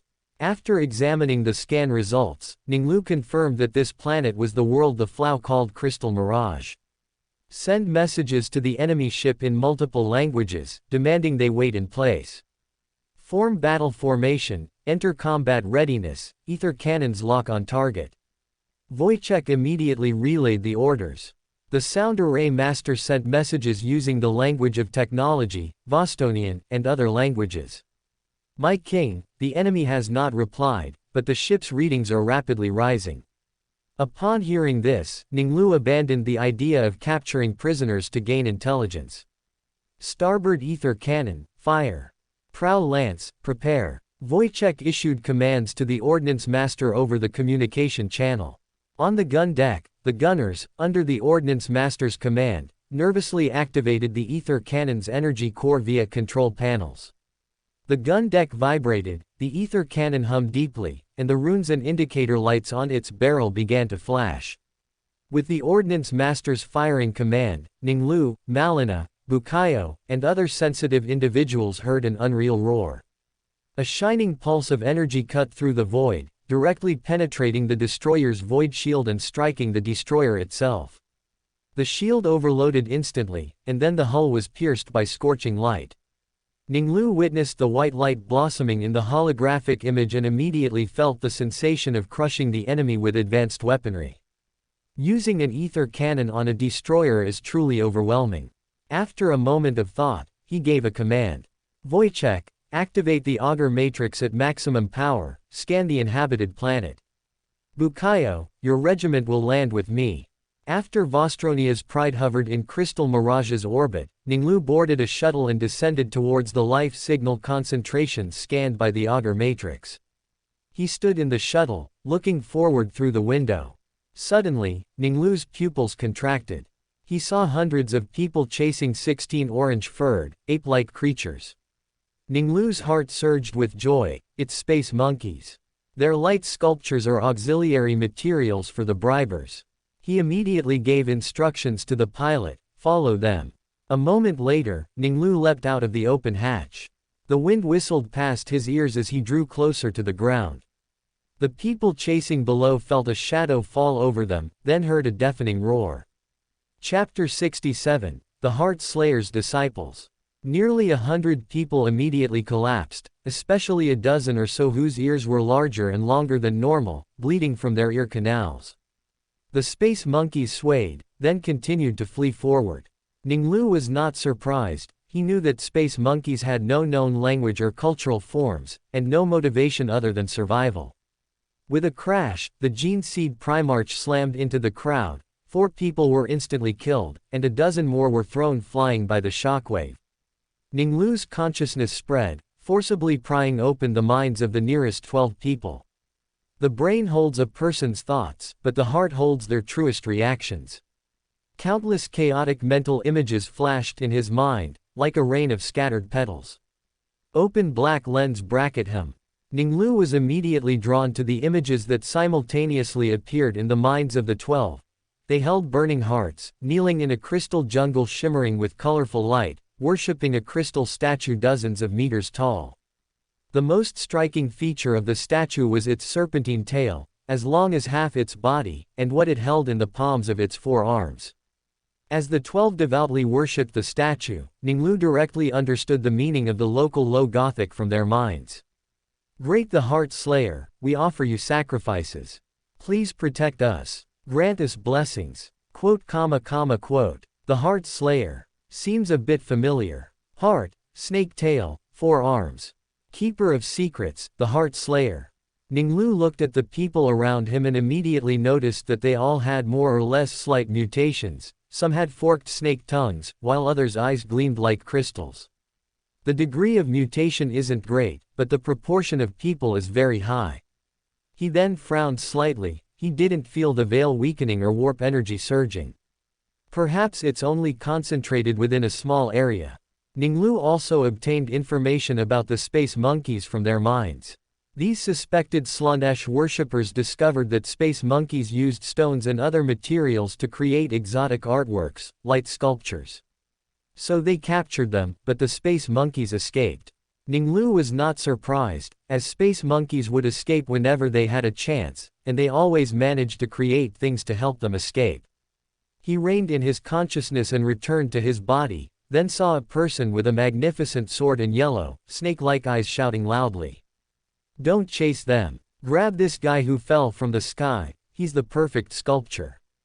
Through the mind reading, Ning Lu had grasped common phrases in the local crystal Mirage language and could understand what they were saying. 25 of the Heart Slayer's disciples, with agility far exceeding that of ordinary humans, lunged at Ning Lu. A cold glint flashed in Ning Lu's black eyes, and he swung his heavy halberd. With a spinning horizontal sweep, many enemies were cut in half at the waist. Their bodies continued forward by inertia, then collided and fell to the ground. Ning Lu had already turned to chase the space monkeys. To him, this tribe was more valuable than this world. As he ran, he took out a data slate and marked standards based on the memories he had just read. While sending a message to Bukayo, he opened his communicator and issued an order. Bukayo, lead your team immediately to the marked location. Ning Lu recalled that the Augur Matrix's previous scans of the Heart Slayer's worshippers' gathering place showed no life signals, so he added a warning. Do not advance rashly. Understood, my king. Relying on his keen perception, Ning Lu caught up with the Space Monkey tribe a moment later. He charged forward with large strides, then blocked the Space Monkey's path, holding his halberd across to stop them. Feeling the danger, the Space Monkeys immediately stopped and turned to run to the left. The next moment, Ning Lu appeared before them. After more than a dozen attempts, the Space Monkeys instinctively gave up trying to escape, staring wide-eyed at Ning Lu. They didn't say a word, like motionless statues. Ning Lu opened his communicator and sent a message to Yurger. Bring down a squad. Ning Lu narrowed his eyes, looking at the Space Monkeys before him, unable to communicate through language, and frowned slightly. Space Monkey creations were random. If a laser gun were placed before them, they might modify it to be more powerful, or they might simply weave it into a decorative object and place it on top. Only their creators, the old ones, knew how to harness their instincts. Future Inquisitor teams include Space Monkeys, and the Ordo Malleus in the Calixis sector even uses their ape field technology to resist demons. The former might be due to luck, but the latter would certainly not entrust life and death to the Space Monkeys' creative instincts. Therefore, there must be a way to compel them to follow commands. Ning Lu's mind raced, thinking about how to tame the Space Monkeys. Instinct, survival instinct, assuming I don't see Space Monkeys as biological machines, but as a type of organism that simply doesn't communicate in ways known to humans, as a basic logic. Then, by implanting them with implants containing embedded programs, to force them to execute commands. There's another possible method. The spy flies they create require psychic energy to operate. Inquisitor Jack Dragoon suspected they might possess psychic abilities, so perhaps I can use telepathy to make them act according to my will. As Ning Lu thought of these two methods, a roaring sound came from above. The Space Monkeys were herded onto the barge, and he followed them inside, simultaneously sending a message to Wojciech. Prepare a sealed deck and clear everything inside. Even if it's useless garbage, you never know what a Space Monkey will turn it into after handling it. They can instantly create rare ring weapons from scraps of garbage, and what they most often create are tools for escape. Also, order your subordinates to gather manufacturing waste and prepare it for use. As Ning Lu returned to Vostronia's pride, Bukayo led his regiment to land near the target point. He then saw a towering crystal mountain peak that reached into the clouds, its summit unseen. Its facets, as if cut, refracted colorful light under the sun's rays. Bukayo, who had grown to the height of an ordinary adult, cautiously did not immediately lead his team up the mountain. He boarded a flyer, took the co-pilot's seat, fastened his seatbelt, and ordered takeoff. He widened his eyes, wanting to observe the situation on the mountain. However, all he saw was dazzling colorful light. Fly sideways, tilt 30 degrees. The pilot immediately changed direction according to Bukayo's command. Bukayo's eyes still saw dazzling colorful light, even after dozens of angle changes. He frowned deeply and reluctantly issued a new command. Circle the mountain. Bukayo kept staring at the mountain. He couldn't make out the scenery on the peak until a towering staircase appeared in his line of sight. He then realized that this mountain was a polyhedron, and passages only existed at the transitions between facets. After one circuit, the flyer landed. Bukayo opened his communicator and tried to contact the ship, but only heard a static hiss. Move back. Only after moving several hundred meters from the base of the mountain did the static in the communication channel disappear. He then sent a message to Ning Lu. My lord, I have reached the target point and discovered a crystal mountain peak. It is a hexahedron. I am about to ascend. He waited for nearly a minute but still received no reply. Perhaps my lord is busy with other matters and didn't hear. Bukayo then ordered the landing and led his subordinates to choose the nearest passage to climb upward. Chapter 68, Psychic Space Monkey. On the isolated J005 deck, 16 space monkeys were dispersed, each 10 meters apart. They stood with their hands at their sides, like statues. After resting, the energetic Malina, Wojciech, and Yurger stood on either side of Ning Lu, curiously examining the strange creatures before them. Place the scrap materials in front of them. After Ning Lu gave the order, 16 technicians immediately pushed trash carts full of scrap materials in front of the space monkeys. Before they could even step back, the statue-like space monkeys moved, driven by the manufacturing genes implanted by the old ones. The space monkeys' fingers and toes constantly extended and retracted, visibly transforming the trash in front of them, including the carts, into scattered parts. Orange figures undulated among the trash, and Wojciech's eyes widened as he instinctively opened his mouth. He saw the ape-like creatures, their hands and feet like mechanical tentacles manipulated by a sage, performing a mechanical dance. Junk materials, utterly worthless except for remelting, changed form in their hands and feet within seconds, then turned into individual items. Iron pieces instantly became rings, ceramic pieces turned into spheres, and copper blocks became metal flies. Ning Lu saw steel wires stretched into coils and tin blocks transformed into halos, and he couldn't help but feel fortunate that he had ordered the use of scrap materials. Even if useless items were created, there would be no loss. Yurger's brown eyes shone as he exclaimed in surprise. How amazing, how did they do it? They seem to be driven by instinct. The biotic psychic said thoughtfully. That's right. Just as Ning Lu affirmed Malena's judgment, his communicator beeped. He answered it, and Bukayo's voice came through. My lord, I have arrived at the target point and found a hexagonal crystal mountain peak. Ning Lu was silent for a moment after hearing that there was a hexagonal crystal mountain peak at the target point, then he spoke. Report progress at any time. He hadn't received any messages, so he gave another order. Besides it, Ning Lu lightly tapped his finger, selecting and keeping the light sculptures that contained spirituality and varied in form. Send the rest to my cabin. The servitors and porters immediately moved, carefully transporting the items made by the space monkeys. Just then, the communicator suddenly rang, and Bukayo's voice came through. I am about to ascend the mountain. Ning Lu couldn't help but frown. Bukayo's reply was unrelated to his command, but rather seemed like a continuation of a previous message, indicating that the mountain peak was interfering with the communication signal. Just as he was considering whether to continue the experiment or go to the surface, Malina spoke. I am willing to go to the surface to assist Commander Bukayo. Good. Ning Lu nodded in agreement. With Malena's assistance, the Slanesh cultists could be dealt with. After all the dozens of items were moved, he walked to a trash cart full of garbage, extended 2 fingers, and gripped the handle. He walked in front of a space monkey, before whom stood a statue emitting a fluorescent white glow.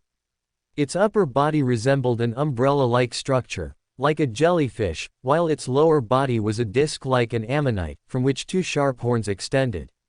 Ning Lu pointed at the material, while his consciousness spread towards the space monkey, finding the door to its mind within the vortex of weak fear instinctively emitted. Use it, Ning Lu moved his finger, pointing to the light sculpture, to create it. The space monkey immediately went to the cart, using its hands and feet, and in a moment, created an identical statue. Space monkeys have emotions and minds, and can understand psychic vision. This is enough to prove that it is a living creature. It's just that they don't communicate through language, perhaps only the old ones know how to activate their intelligence. Ning Lu then used psychic vision one by one, commanding the space monkeys to create 52 light sculptures before stopping. Send them all to my cabin. After a moment of thought, he said to Wojciech. Provide him with scrap materials and let them continue making things. When they are not making things, do not place anything near them. At the same time, assign people to take turns guarding them, and if they start dismantling the ship's panels, stop them immediately. Wojciech carefully wrote down Ning Lu's orders one by one and accepted the command to execute them. Ning Lu then walked towards his own actions, secretly hoping that the space monkeys would bring him some unexpected surprises. At the same moment, at a position 666 meters from the surface of the Crystal Mountain, the vertically upward passage in front of Bukayo suddenly turned diagonally upward, leading into the mountain's interior. The passage was dozens of meters wide, and Bukayo did not stop, leading his team forward. He noticed that many crystals, either sparse or dense, protruded from the walls and ground.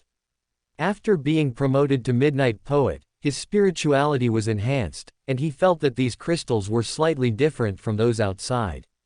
After activating his psychic vision, he could barely see the faint colored lights emanating from within them. After walking dozens more steps, he suddenly stopped and squatted down to look at the cylindrical crystal at his feet. This crystal was even brighter in his psychic vision. After a moment of thought, Bukayo extended his left hand and gripped the crystal. Having undergone physical enhancement, his strength had slightly increased, and with just a little force, he broke off the crystal. After playing with it in his hand for a while, he found nothing new and then handed it to his subordinate behind him. Keep it safe. Bukayo continued forward for several hundred meters, and the special crystals became more frequent, with their spiritual resonance growing stronger. He did not stop again but continued forward. Suddenly, 6 branching paths appeared in his vision. They looked identical. Bukayo walked into each of the 6 passages to sense the differences. A moment later, he led his team into the 3rd passage from the left. In this passage, his spiritual resonance was the strongest. After walking several hundred meters, when branching paths appeared again, Bukayo suddenly raised his laser rifle and fired a beam into the 3rd passage from the right. With a bang, a body fell, and at the same time, enemies dressed in luxurious robes and wielding scimitars and ornate longswords emerged from it. The ambushing enemies howled in incomprehensible voices, attacking the 3rd Regiment as soon as they appeared. The Midnight Poet, with enhanced marksmanship, pulled the trigger at a speed beyond that of ordinary people. He never missed, and enemies fell one by one. The Midnight Poet, in the midst of battle, suddenly looked ahead. He felt a large number of creatures approaching. Bukayo's pupils suddenly constricted. He saw a tide of strange creatures surging forward. There were scorpion-shaped bodies, but 6 scapulae protruded from their spines, with stingers extending from the end of each bone. There were snake-like creatures with heads like razor petals, their tongues forked into 2 at the tip. They hissed and crawled over, instantly engulfing the people still alive in front of them. Bukayo raised his hand and fired a shot at the razor petal snake monster. The snake monster hissed and sprang up, surprisingly dodging the Midnight Poet's shot. Its 2 long tongues, like whips, lashed out at Bukayo from both sides.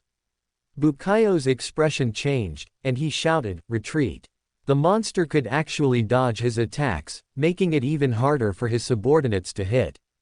Bukayo raised his laser rifle in his right hand, drew a fragmentation grenade from his tactical pouch on his waist with his left, leaned back, threw the grenade, and simultaneously dodged the attack. The Midnight Poet, whose physical enhancement improved his agility, pressed his left hand backward, using the momentum to flip backward and dodge the stingers shot by the scorpion-like monster. With an explosion, the snake monster was blown to pieces, its limbs scattering, and then it was engulfed by the other monsters. Bukayo led his team, fighting and retreating, throwing grenades to obstruct the monsters whenever they approached. As the grenades were rapidly consumed, the 3rd Regiment began to suffer casualties.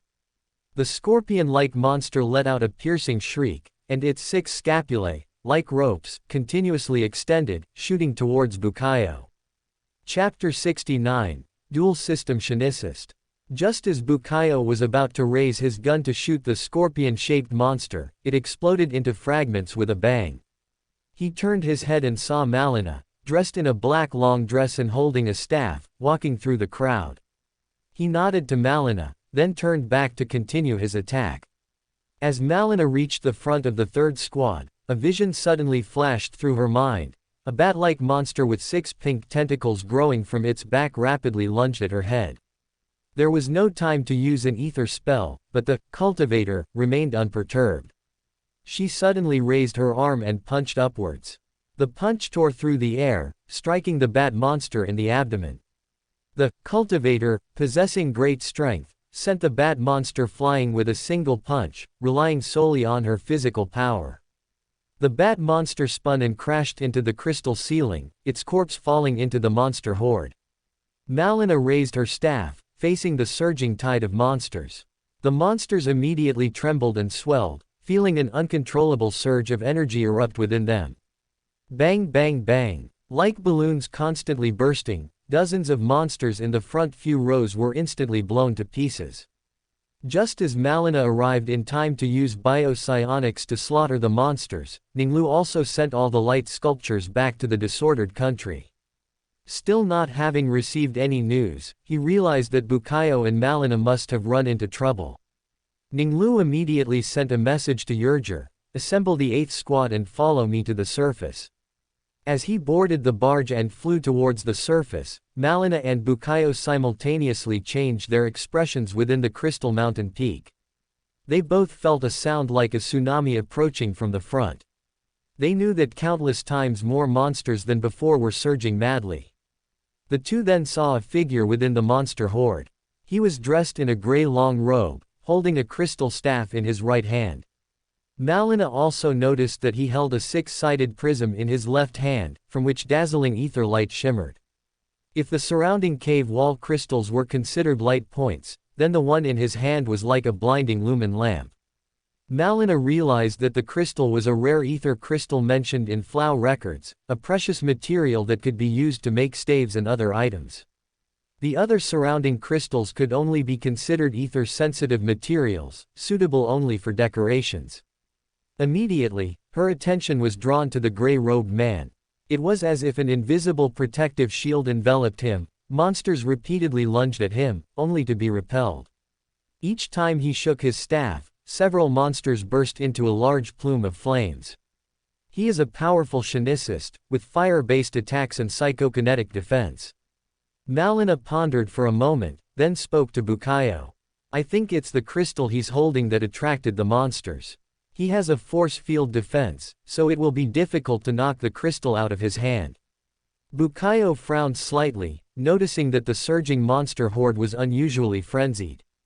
They, who would previously dodge attacks, now directly charged into the flames. The monsters are frenzied. Even if we kill the shinicist in front, they won't stop. Thinking of this, he understood Malena's meaning. Then we can only cooperate with him and retreat together. I hope he is smart enough. The gray-robed shinicist also noticed the team behind him at this moment.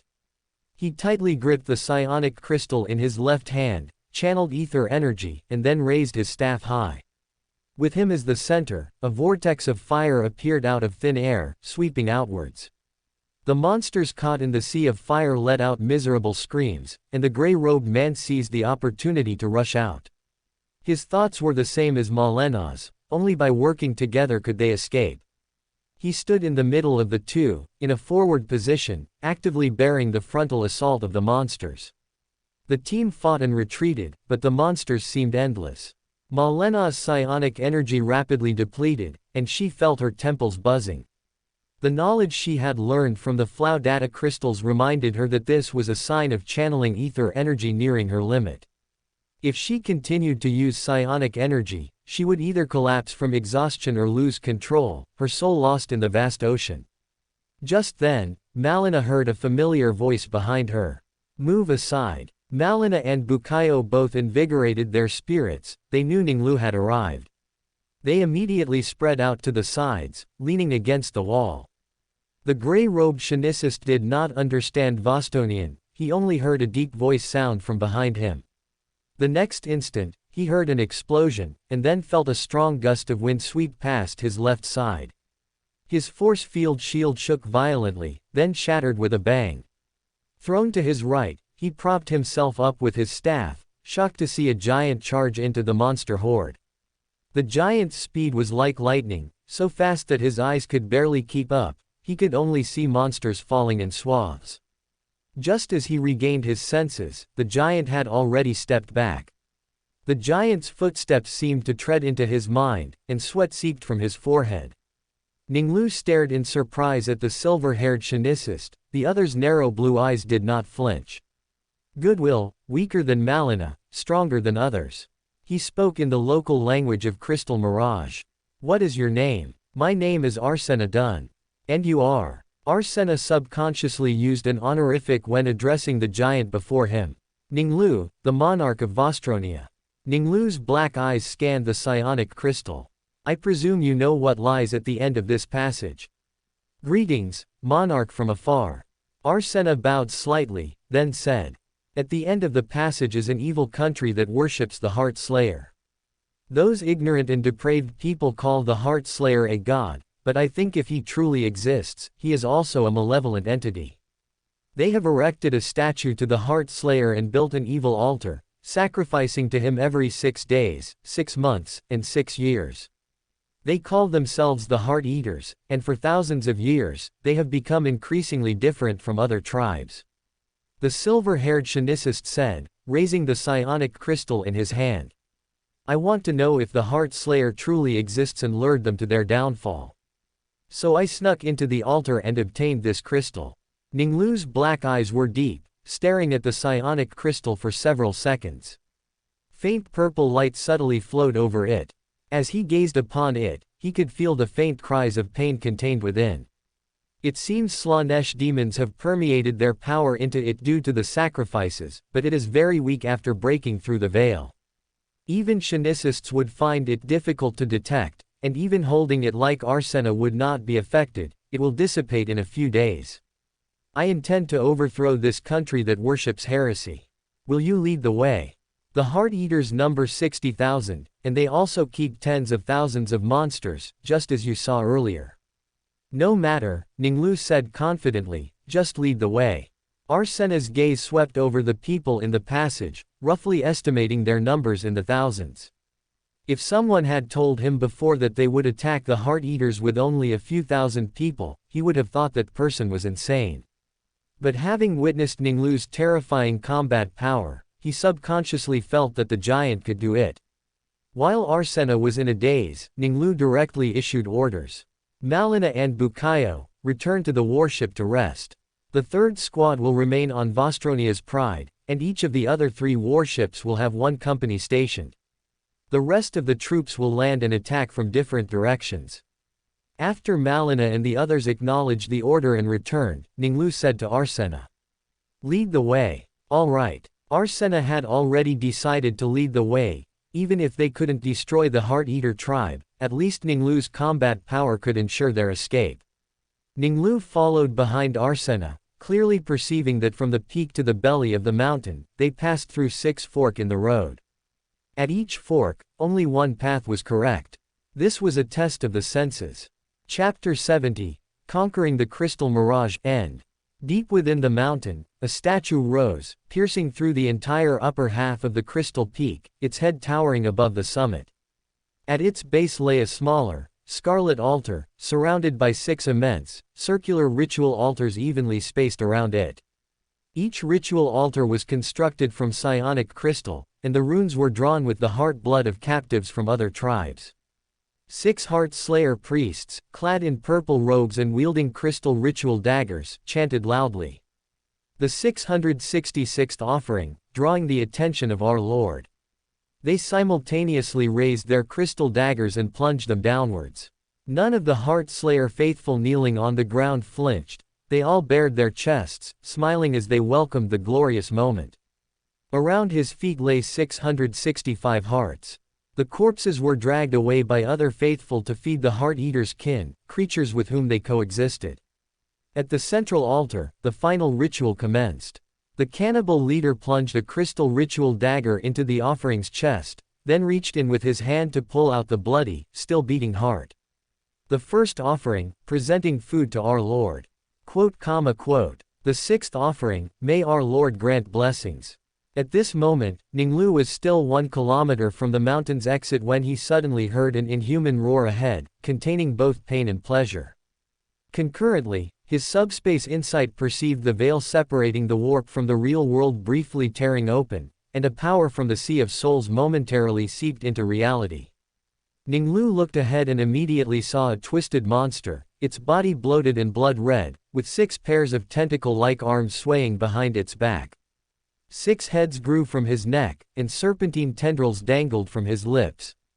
Erlen! Arsena exclaimed, looking at the original head, the only one that appeared normal.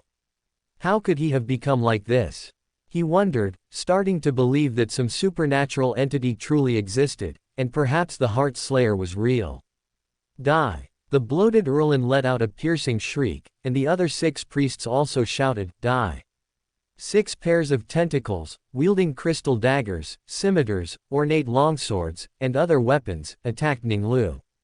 Ning Lu had already identified that the leader of the Heart Eater tribe, and their revered master, was highly likely the Heart Slayer, who had merged him with the other 6 individuals. They could not withstand the blessings and were transforming into warp spawn. The remnants of their consciousness drove them to charge at him. He wielded his heavy halberd, drawing an arc with the 6th form of Osbervaya. All 12 tentacles were severed by his single strike. They fell to the ground, emitting piercing screeches that faded after a moment. With a cry of both pain and joy, the Slanesh warp spawn's body further transformed. With creaking sounds, its 6 heads twisted in different directions, stretching its body into a prism-like monster with a head at each apex. The Gene Seed Primarch, with his transcendent perspective, discerned the Slanesh warp spawn's weakness. The head of Erlen, sunken into his neck, was what bore the ritual's power. Ning Lu pushed off with his legs, leaping slightly, and swung his heavy halberd, striking the head, now sunken into his neck, with the 23rd form of Osbervaya. With a resounding bang, the Slanesh warp spawn's head was shattered. Amidst terrified howls, like a melting candle, the Slanesh warp spawn's body collapsed into a puddle of goo, splattering onto the ground. Purify him. Arsena was stunned to see the terrifying monster instantly killed by Ning Lu. He paused for a moment until the giant spoke, and then he regained his composure. He waved his right hand, and flames engulfed the muddy defilement, incinerating it to ash in an instant. Arsena now fully believed that Ning Lu could indeed annihilate the wicked Heart Eater tribe. Attack! Ning Lu strode forward, charging into the mountain's interior, with the warrior, Yurger leading the 8th Regiment close behind. Upon entering, he was met with a dazzling light. Ning Lu's heart swelled with joy. He noticed that the crystals along the way were of high purity, without impurities, making them suitable as data carriers for creating data crystals. Now, he saw large quantities of psionic crystals within the mountain's interior. In his subspace insight, most appeared quite pure, suitable as psionic materials for crafting staves and other psionic items. An unexpected gain, the only obstacle being the fallen heretical faithful. He looked towards the surging Slanesh faithful and met their charge. Arsena watched in shock as Ning Lu cut through them like vegetables. Whether it was the agile Heart Eater or the bizarre creatures, they were all the same before him. He also noticed the officer leading the warriors. He raised his left hand, and the beam of light he fired accurately struck a swift Heart Eater tens of meters away. He swiftly dodged the suction cups of a ricocheting water-based mutated monster, and his spinning, humming sword violently struck the monster, killing a mutated monster with a single blow. Arsena also noticed that the soldiers carried weapons he had never seen before. The stick-like objects in their hands could fire laser beams.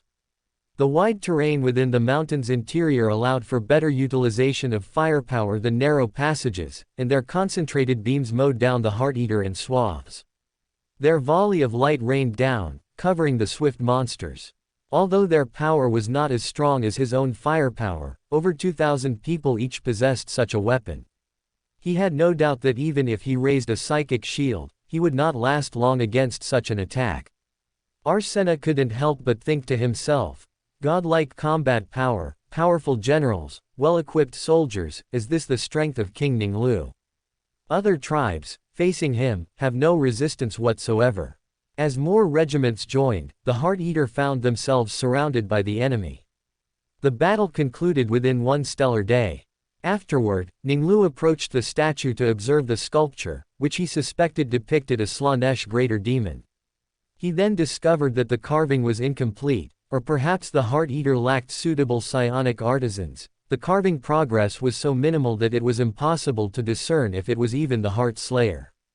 This is carved from a massive, NTU rally-formed psionic crystal, which is truly astonishing. No wonder communications were disrupted. Although some supernatural power has seeped in, it has not solidified and is still usable. As long as no one continues to offer sacrifices here, the power will gradually recede, and it should be usable in a few decades. Ning Lu was delighted by another unexpected gain. This massive crystal was not a top-tier psionic material, but it was huge. Ning Lu turned and walked to the silver-haired scion. Arsena, are you willing to serve me? Arsena knew he had no power to refuse, and joining such a powerful monarch was also a good opportunity. Moreover, he eliminated the wicked Heart-Eater, making him the benefactor of all tribes. Thinking this, he made his decision. My king, I pledge my loyalty to you. 4 stellar months later, Ning Lu conquered all the tribes of the Crystal Mirage. Under the guidance of Vostronia technicians, 16 mining bases began construction. Considering the possibility of pirate raids, Ning Lu left the frigate Pishek and the destroyer Telmarika, with 10 regiments controlling the ground. He then ordered the fleet to set sail, returning to Vostronia. Chapter 71. On-shelf release statement. Coincidentally, today the word count exceeded 150,000 words, and the editor is back at work, so it naturally went on shelves. First, I want to thank all readers who finished the free chapters. I wish everyone a prosperous start to their work and rapid accumulation of wealth. Thanks to KFDXN, Ravenclaw's Prefect, and Nirvana Star Language, for their recommendation votes. I won't list them all, same below. Thanks to Qingfeng66, Peerless Dance, Luo Shoan, and others for their monthly votes. Thanks to Chi Na, and others for their tips. Secondly, I need to discuss the settings in advance. As you know, retconning is a traditional art form of GW. Reference priority order. Official novels Chinese published generally prioritized over unpublished rulebooks, new versions prioritized over old games, Lex entries. Some parts will reference fan-made settings from official forums mainly for FLAO, which has settings but no appearance designs. I must admit I haven't seen all translated works, so there might be errors. However, I will try my best to ensure what I write is well-founded. I have purchased physical copies of all published Chinese novels to support them and have read them at least once. Additionally, I will read at least one chapter of unpublished translated chapters every day. Below is an example, taking the return times of some Gene Seed Primarchs related to this book as an example. I am using the Gene Seed Primarch biography timeline, not the discarded old setting. Alfarius, identity not publicly revealed, Horus 801. M30, Lehman Russ 819, Second Gene Seed Primarch 821, Manus 824. P.S. The 11th Gene Seed Primarch's original return time was 927. Ning Lu's Golden Finger, the Disordered Country, took effect, changing his fate, and his return time became 811. Regarding the Golden Finger, the first time I read Lord of Mysteries, I thought of Warhammer, feeling that the two naturally fit together, which led to this book. Regarding pathways, this book will only cover the other 20 pathways, excluding the Abyss and Chained pathways. The specific reasons are detailed in the Legion introductions related to the work and will not be elaborated further. Furthermore, Lord of Mysteries is the only web novel for which I have bought physical books, 18 in total, and I have also bought many peripherals such as the Fool bookmark set. Last year, I also pre-ordered the official, Lord of Mysteries official setting collection, released by Kedian for extraordinary abilities. The original text will be prioritized, followed by the setting collection purchased with another account. Because I have been reading for a long time, it's inevitable to forget some things, so I have started rereading from the beginning. The progress is also at least one chapter per day. Physical book. Currently, I am on the third book. The first part, The Clown, has 3 physical books. Again, regarding updates, after going on shelves, there will be at least 2 updates scheduled at 11:11 and 11:12, striving for 3 updates usually scheduled at 11:13, or possibly at 23:23. To avoid breaking my promise due to writer's block or other factors, I will not make any specific commitments for now. Solemn promise, I will definitely write until Ning Lu establishes his own country and becomes the Black Emperor. After that, he will advance to an old one and eventually evolve into a pillar. Tomorrow, there will be 5 updates for the on-shelf release. Please support with first subscriptions.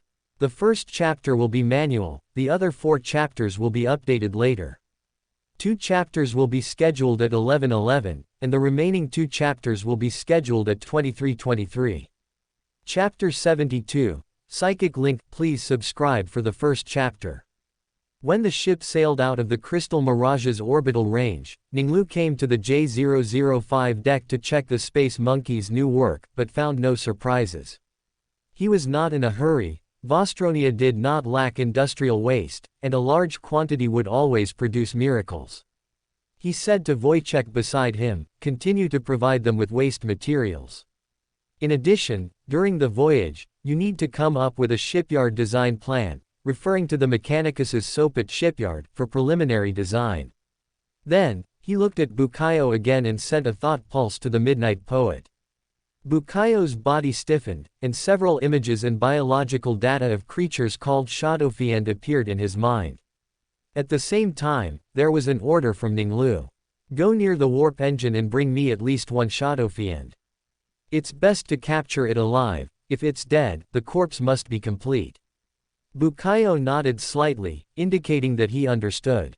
He was not at all surprised by Ning Lu's request. His master was only interested in various strange creatures. Shadowfiends, living in the void and capable of manipulating and controlling shadows, would naturally pique Ning Lu's interest. Immediately, Bukayo saw Ning Lu walking towards Malina and spoke. Let's go to cabin A001. Bukayo returned to his cabin on the upper deck. As a leader, he had a spacious cabin, which was a suite. The outer room was smaller, only able to fit an office desk, with a cogitator and a dozen data slates on it. The inner room was larger, with a bed, wardrobe, and other furniture. He took off his tailored battle armor, changed into black robes, and put on his hood. He went to the weapon rack, picked up a black military backpack, and opened it for inspection. To please Ning Lu, Bukayo often hunted and had a complete set of equipment and tools.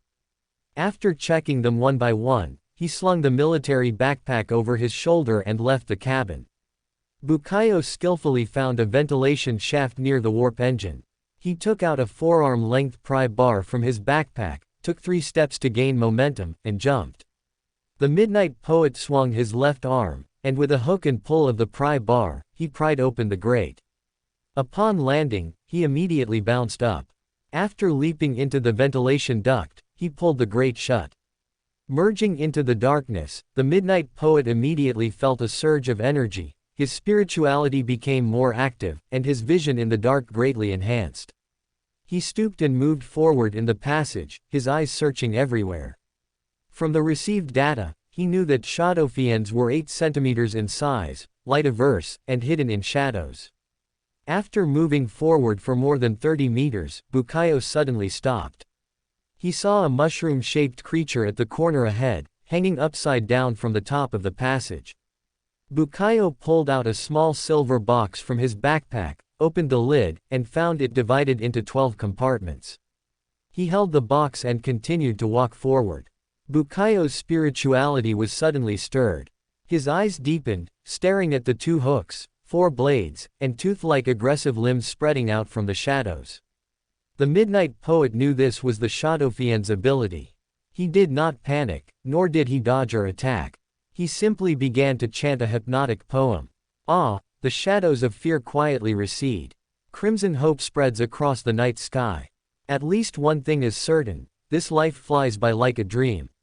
A glimpse of truth passes, the rest turns to smoke. Flowers bloom for a moment, then return to silence after their splendor. To die is nature's gentlest touch. At the end of this dream, I gently close my eyes. Let my spirit, with fleeting time, peacefully fall asleep. The spreading attacks gradually stopped, and the Shadofiend clinging to the top of the passage swayed and fell down. The Midnight Poet stooped and moved quickly. When the mushroom-shaped creature dropped to waist height, he extended the small silver box to catch the Shadofiend. When the Midnight Poet captured the third Shadofiend, he felt the metal passage tremble slightly, and he knew the warp engine had started. At the same moment, in cabin A001, Ning Lu used subspace insight to observe his surroundings.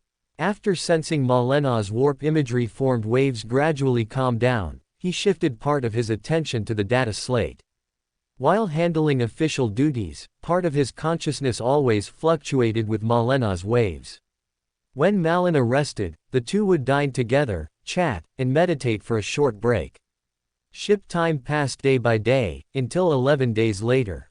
Ning Lu perceived that the calm waves were stirring up giant waves. When he put down the data slate, he had already noticed Malena's plump body trembling slightly, and sweat seeping from her smooth forehead. He knew Malena must have encountered trouble, so he used telepathy, sending a thought pulse. When you feel my consciousness, open your mind to me.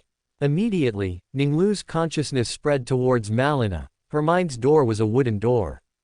His consciousness transformed into a large hand, knocking, thump, thump, thump, on the door. The wooden door opened a crack, and Ning Lu's consciousness immediately seeped in. The moment their minds touched, their bodies simultaneously trembled. Through several years of training, Ning Lu's mastery of psychic abilities had surpassed the height reached by the greatest Flow Ether master in the psionic crystal.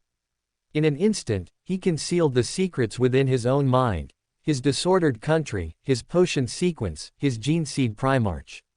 Malena could only gain access to trivial information, such as Ning Lu's appreciation for her, and the subtle emotional fluctuations within his seemingly ever-calm demeanor. Even so, Malena gained a new understanding and perception of Ning Lu. Ning Lu, at that moment, felt even more that in Malena's mind, he was not purely a divine figure. He was a complex image, possessing godlike combat power, but also someone she longed to understand and communicate with. The two quickly emerged from the shock of their mental contact, focusing their attention on the threat from the warp. Ning Lu noticed countless gnawing octopuses around Malena's mental ocean, flapping their tentacles and striking the surface of the vast ocean. He merely glanced at these creatures and recognized their identity. Warp predators, they were not demons, but ancient and malicious hunters living in the Sea of Souls. They were formless, feeding on life energy. When hunting, they would form shapes based on the prey's metaphors and descriptions. Malena's impression of dangerous creatures was the gnawing octopus, and thus the predators took shape. With a thought, a heavy halberd appeared in Ning Lu's hand. He took a step and arrived at the edge of the vast ocean. He swung his halberd, and its tip pierced the body of the warp predator, which had transformed into a gnawing octopus, like popping a balloon.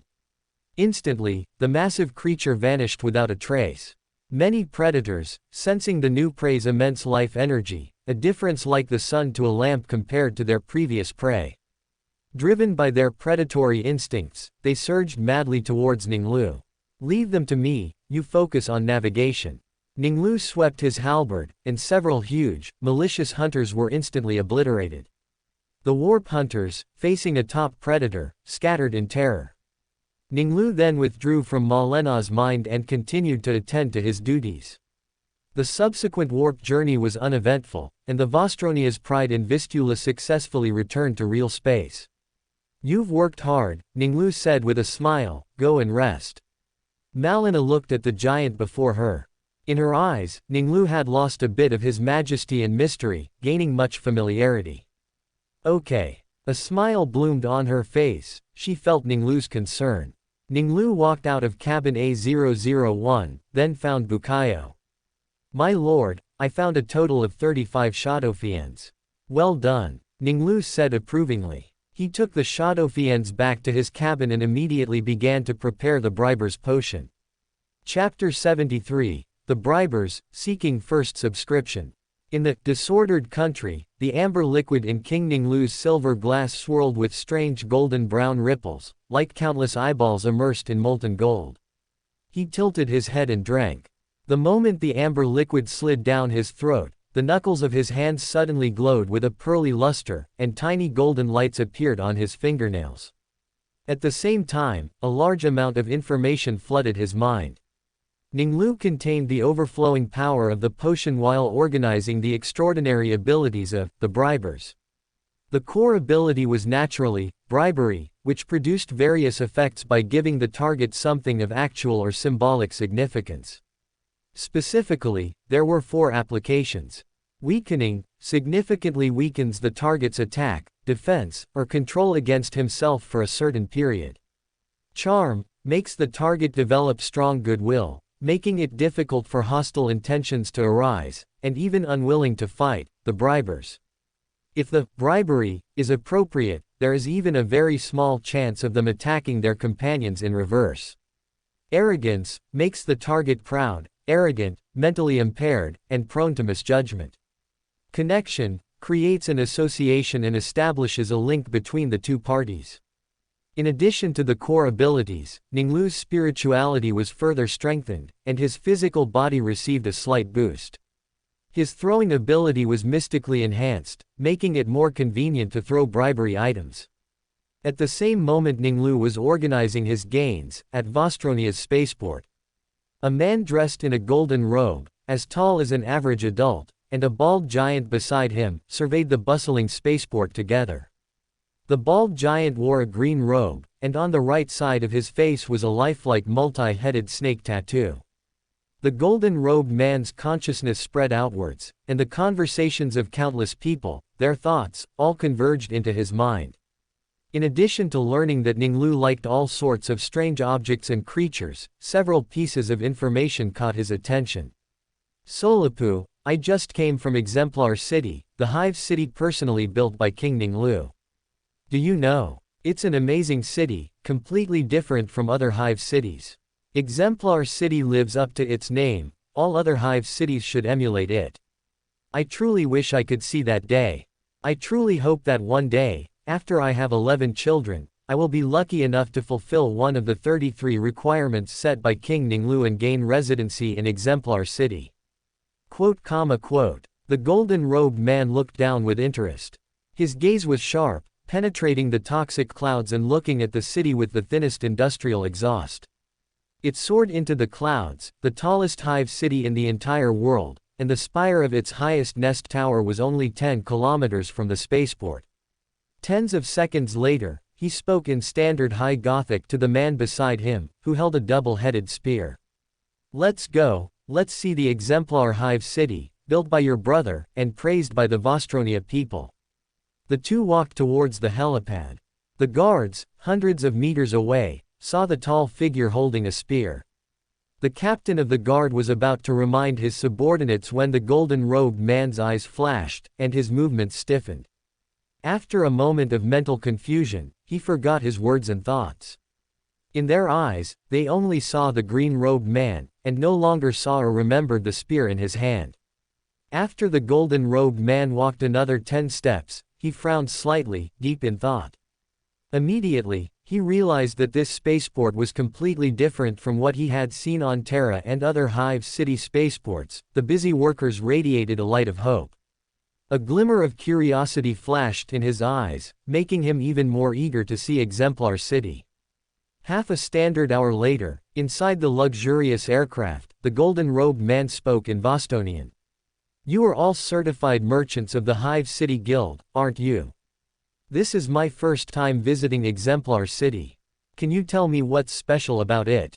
Before he spoke, no one had noticed his presence, but the moment he opened his mouth, he attracted everyone's attention.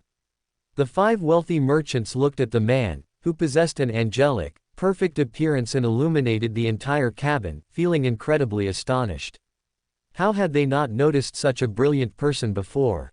The wealthy merchant, dressed in a popular black robe and wearing a bone string from the sea cradle on his wrist, was stunned for tens of seconds before being the first to react.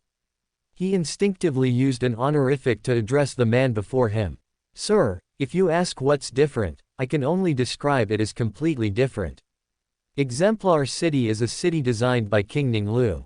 Although it also has a hierarchical system like other hive cities, you rarely feel the presence of classes. The top nest, upper nest, middle nest, lower nest, and bottom nest are more like different components of an industrial machine, a supply chain. He paused for a moment. Facing the esteemed man, he felt that his own answer was unsatisfactory, and he wanted to give a satisfying answer, so he decided to give an example. The factories in the bottom nest recycle waste from other hive cities to form raw materials. The factories in the lower nest will refine raw materials into Miguel steel. The middle nest will use these steel materials to manufacture maglev trains according to different uses. People in the upper nest will use selected steel to manufacture precision weapons, and families in the top nest might use the best steel to manufacture precision armor. Maglev trains will ascend from the bottom nest, gradually unloading goods, and offloading steel of different standards. Such a division of labor is not shocking. He took a deep breath, his eyes shining. The most astonishing thing is that all workers essentially only have differences in income. Residents of the bottom nest have realistic and feasible channels to ascend. One way is to improve their skills, and another is through childbirth. Although the standards are still high for them, it's much easier than the previous ascension. This gives them great motivation. They no longer see labor as a forced act for survival, but as a path worth striving for to change their destiny. He concluded with a suggestion, speaking to the esteemed person. You can go to the bottom nest to see. Exemplar City is different from other hive cities. There are no dangerous hive city creatures or mutants. The environment, by bottom nest standards, is clean and tidy, and trash is rarely seen within the dome. The golden-robed man nodded, his eyes full of curiosity. Thank you for your introduction and suggestion. As he spoke, the aircraft vibrated slightly and completed its docking. Many wealthy merchants wanted to ask to attach themselves, but they seemed to be in slow motion, watching the two leave. The green-robed man walked on the clean avenue, looking at the hurried pedestrians and saying, "The air pollution here is very low. If it weren't for the air currents of this world, there might be no pollution at all." The golden-robed man nodded slightly, looking at the rapidly moving maglev train in the distance. "Let's go see that." A moment later, 3 kilometers from the cargo area, the green-robed man looked at the goods being spot-checked by the inspector and said, "A total of 100 containers, with 100 precision laser guns per box.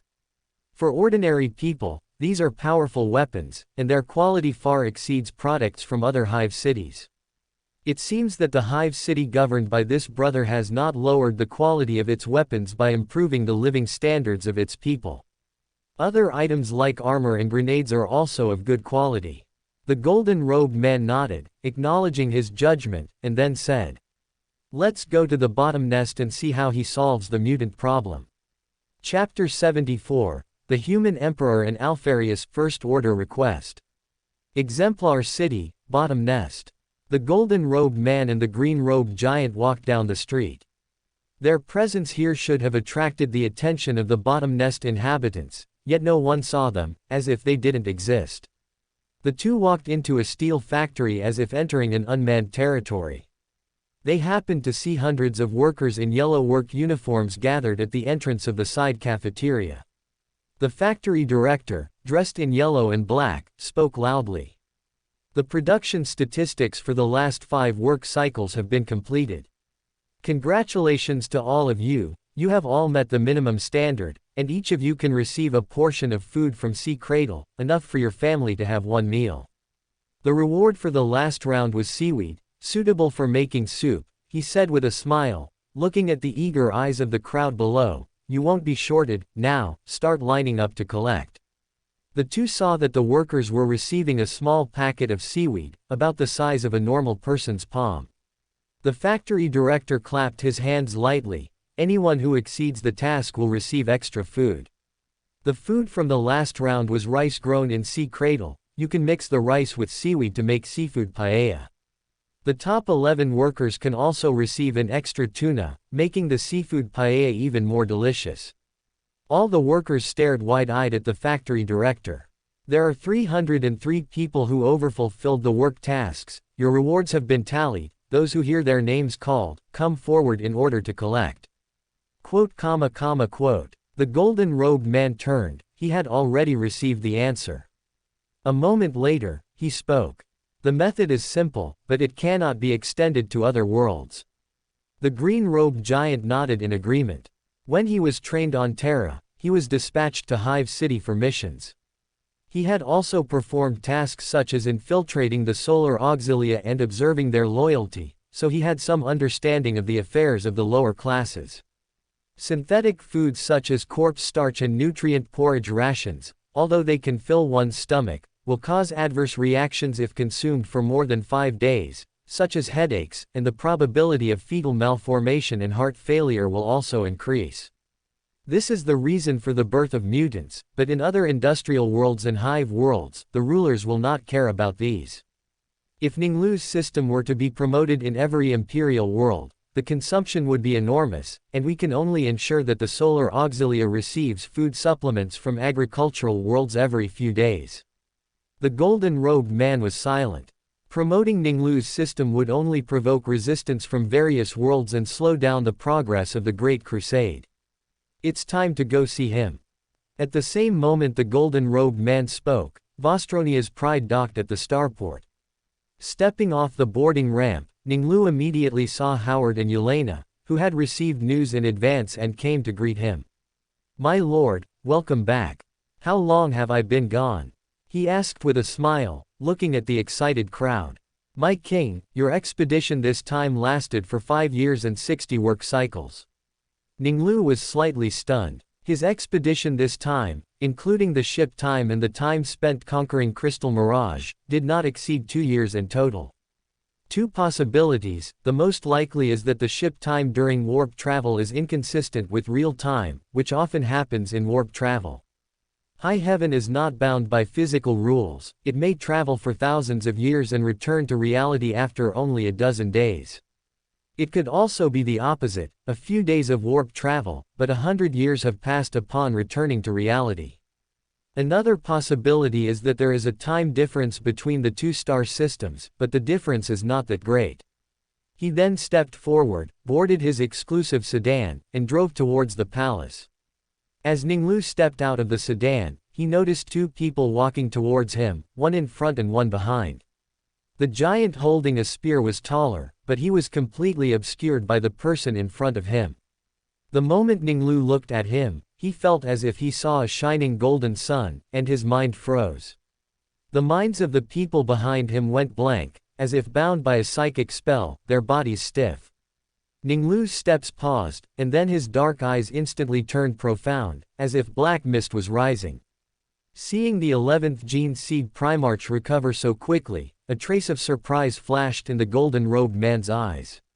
When he found Alfarius on Terra, and when he received Horus, who was brought before him by the Mechanicus on Terra, they all took a long time to recover from the light he displayed when they saw this side of him.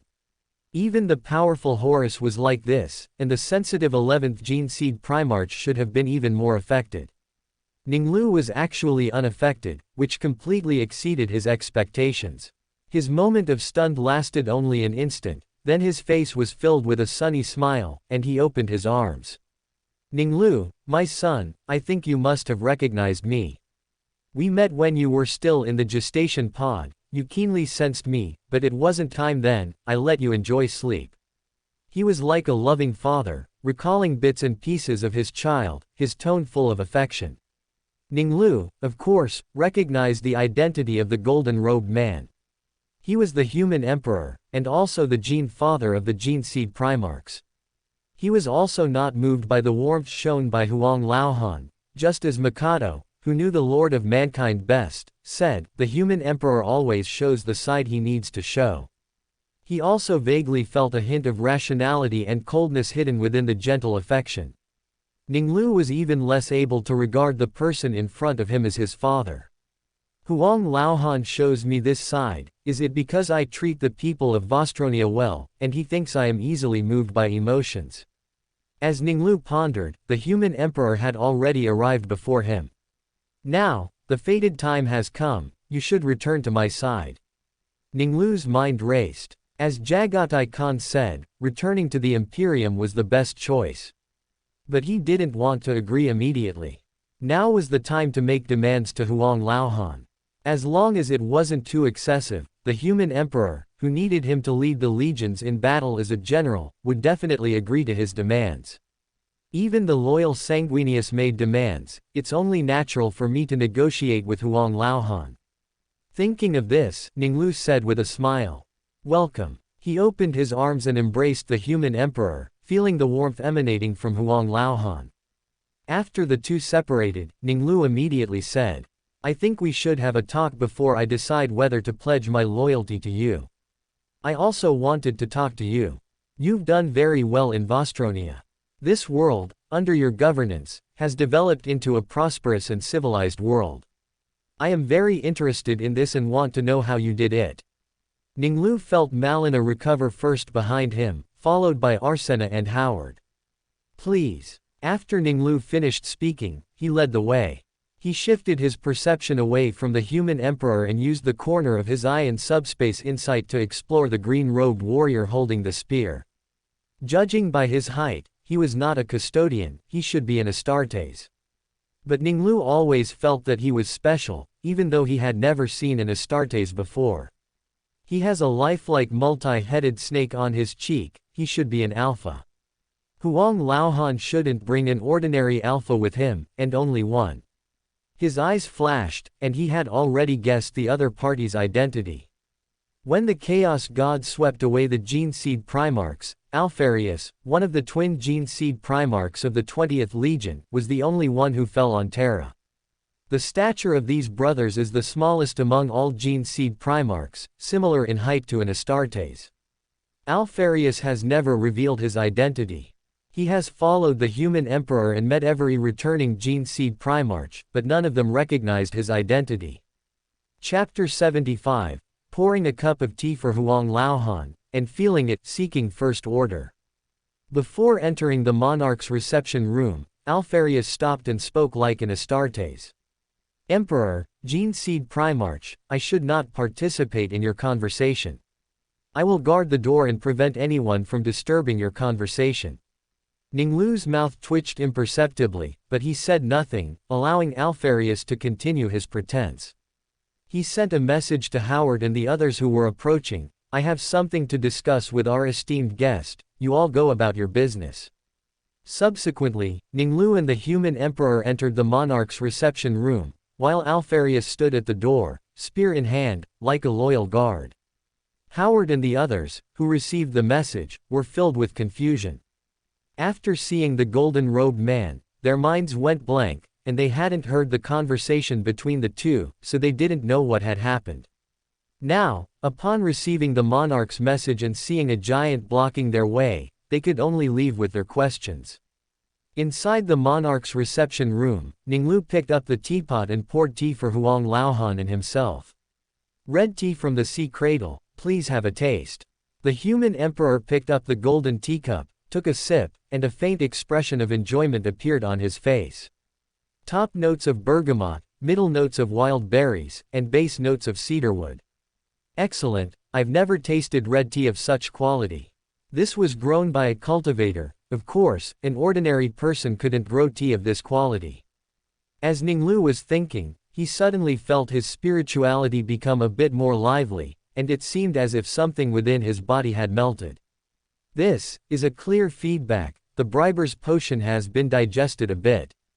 A flicker of imperceptible surprise flashed in his eyes. The difficulty of potion digestion increased with sequence advancement, yet now, a simple act of pouring tea had produced a noticeable digestive effect. The Emperor has borne the destiny of the Dark King, since birth, a symbol of ending and death. Once he accepts his destiny, he should at least be an old one-level existence. Even if he hasn't accepted it, he is close to a true god, or even a true god. A slight feedback at sequence 7 would be amplified countless times, so having a digestive feeling is reasonable. But, bribery should involve receiving benefits, and the result I received was only a compliment, not even directed at me personally, so part of the feedback is missing. While Ning Lu was deep in thought, he poured another cup for Huang Laohan. The human emperor did not drink a second cup, he turned his gaze to Ning Lu. Tell me, how did you conquer Vostronia, and how did you develop this world to be so prosperous? Ning Lu nodded. In a few seconds, he had conceived a complete story using a lawyer's logic, naturally concealing matters related to the potion sequence, and recounted it with extraordinary eloquence. I was attacked by an ogre, and in that critical moment, I awakened my gene seed memory. Quote. The Emperor's eyes sparkled as he listened to Ning Lu's vivid narration, transported into the journey of the 11th Gene Seed Primarch's solitary struggle. The abilities demonstrated by the Gene Seed Primarch did not exceed his expectations, but the 5 years he spent reforming Vostronia and building Exemplar City made him feel that the Gene Seed Primarch was wasting the abilities he had bestowed upon him. Reform will slow your progress. Maintaining the original system and using Vostronia as a base is the most efficient approach. If you conquer immediately, you will achieve greater accomplishments. Then, it will be easier for you to integrate numerous worlds and develop prosperous civilizations. Ning Lu shook his head. This was also something he had to make clear to Huang Laohan. I don't agree. In the vast galaxy, there will always be worlds to conquer, and construction will never begin. Since we are to begin construction, let us begin now. As Ning Lu spoke, he picked up a steel chair from nearby. With a forceful clap of his hands, the chair was flattened. With a pull and a twist, he transformed it into a spiral. I believe that conquest and development are not in conflict, but can mutually promote each other. People who genuinely support me will become the driving engine of the conquest. It will pull, and not just be a component of a war machine, like a chariot. If you wish for me to follow you among the stars, then you must allow me to implement my own ideals, while conquering, also bring true prosperity to those worlds. As the Black Emperor, he must establish his own order. The human emperor remained silent for 10 seconds before speaking. I agree to your request, you may proceed according to your ideals. As he said this, his eyes sparkled with light, and his tone conveyed a warning. You should prioritize the Great Crusade, for bringing the lost human civilizations back into the Imperium is the foremost task. Ning Lu knew that Huang Laohan had a vast and complex plan. 30,000 years ago, he had mastered empathy magic and used it to deduce his entire plan. He had shown a part of it to Mikado, and a small portion to others. For 30,000 years, Huang Laohan had been preparing for his plan. This included the Great Crusade, that the Imperium was advancing, and the Webway project, secretly underway, both of which were part of his plan. Huang Laohan didn't know when the Chaos Gods would interfere with his plan, so he could only accelerate its execution. He would not tell anyone the complete plan, and Ning Lu did not want to know his plan either. Not only did he know that the Emperor's plan would fail, but he also knew that the plan itself had flaws. Gene Seed Primarch Vulcan, having personally traversed a section of the webway completed by the Old Ones and the Emperor, evaluated the latter as barely usable, a mere incomplete copy compared to the original.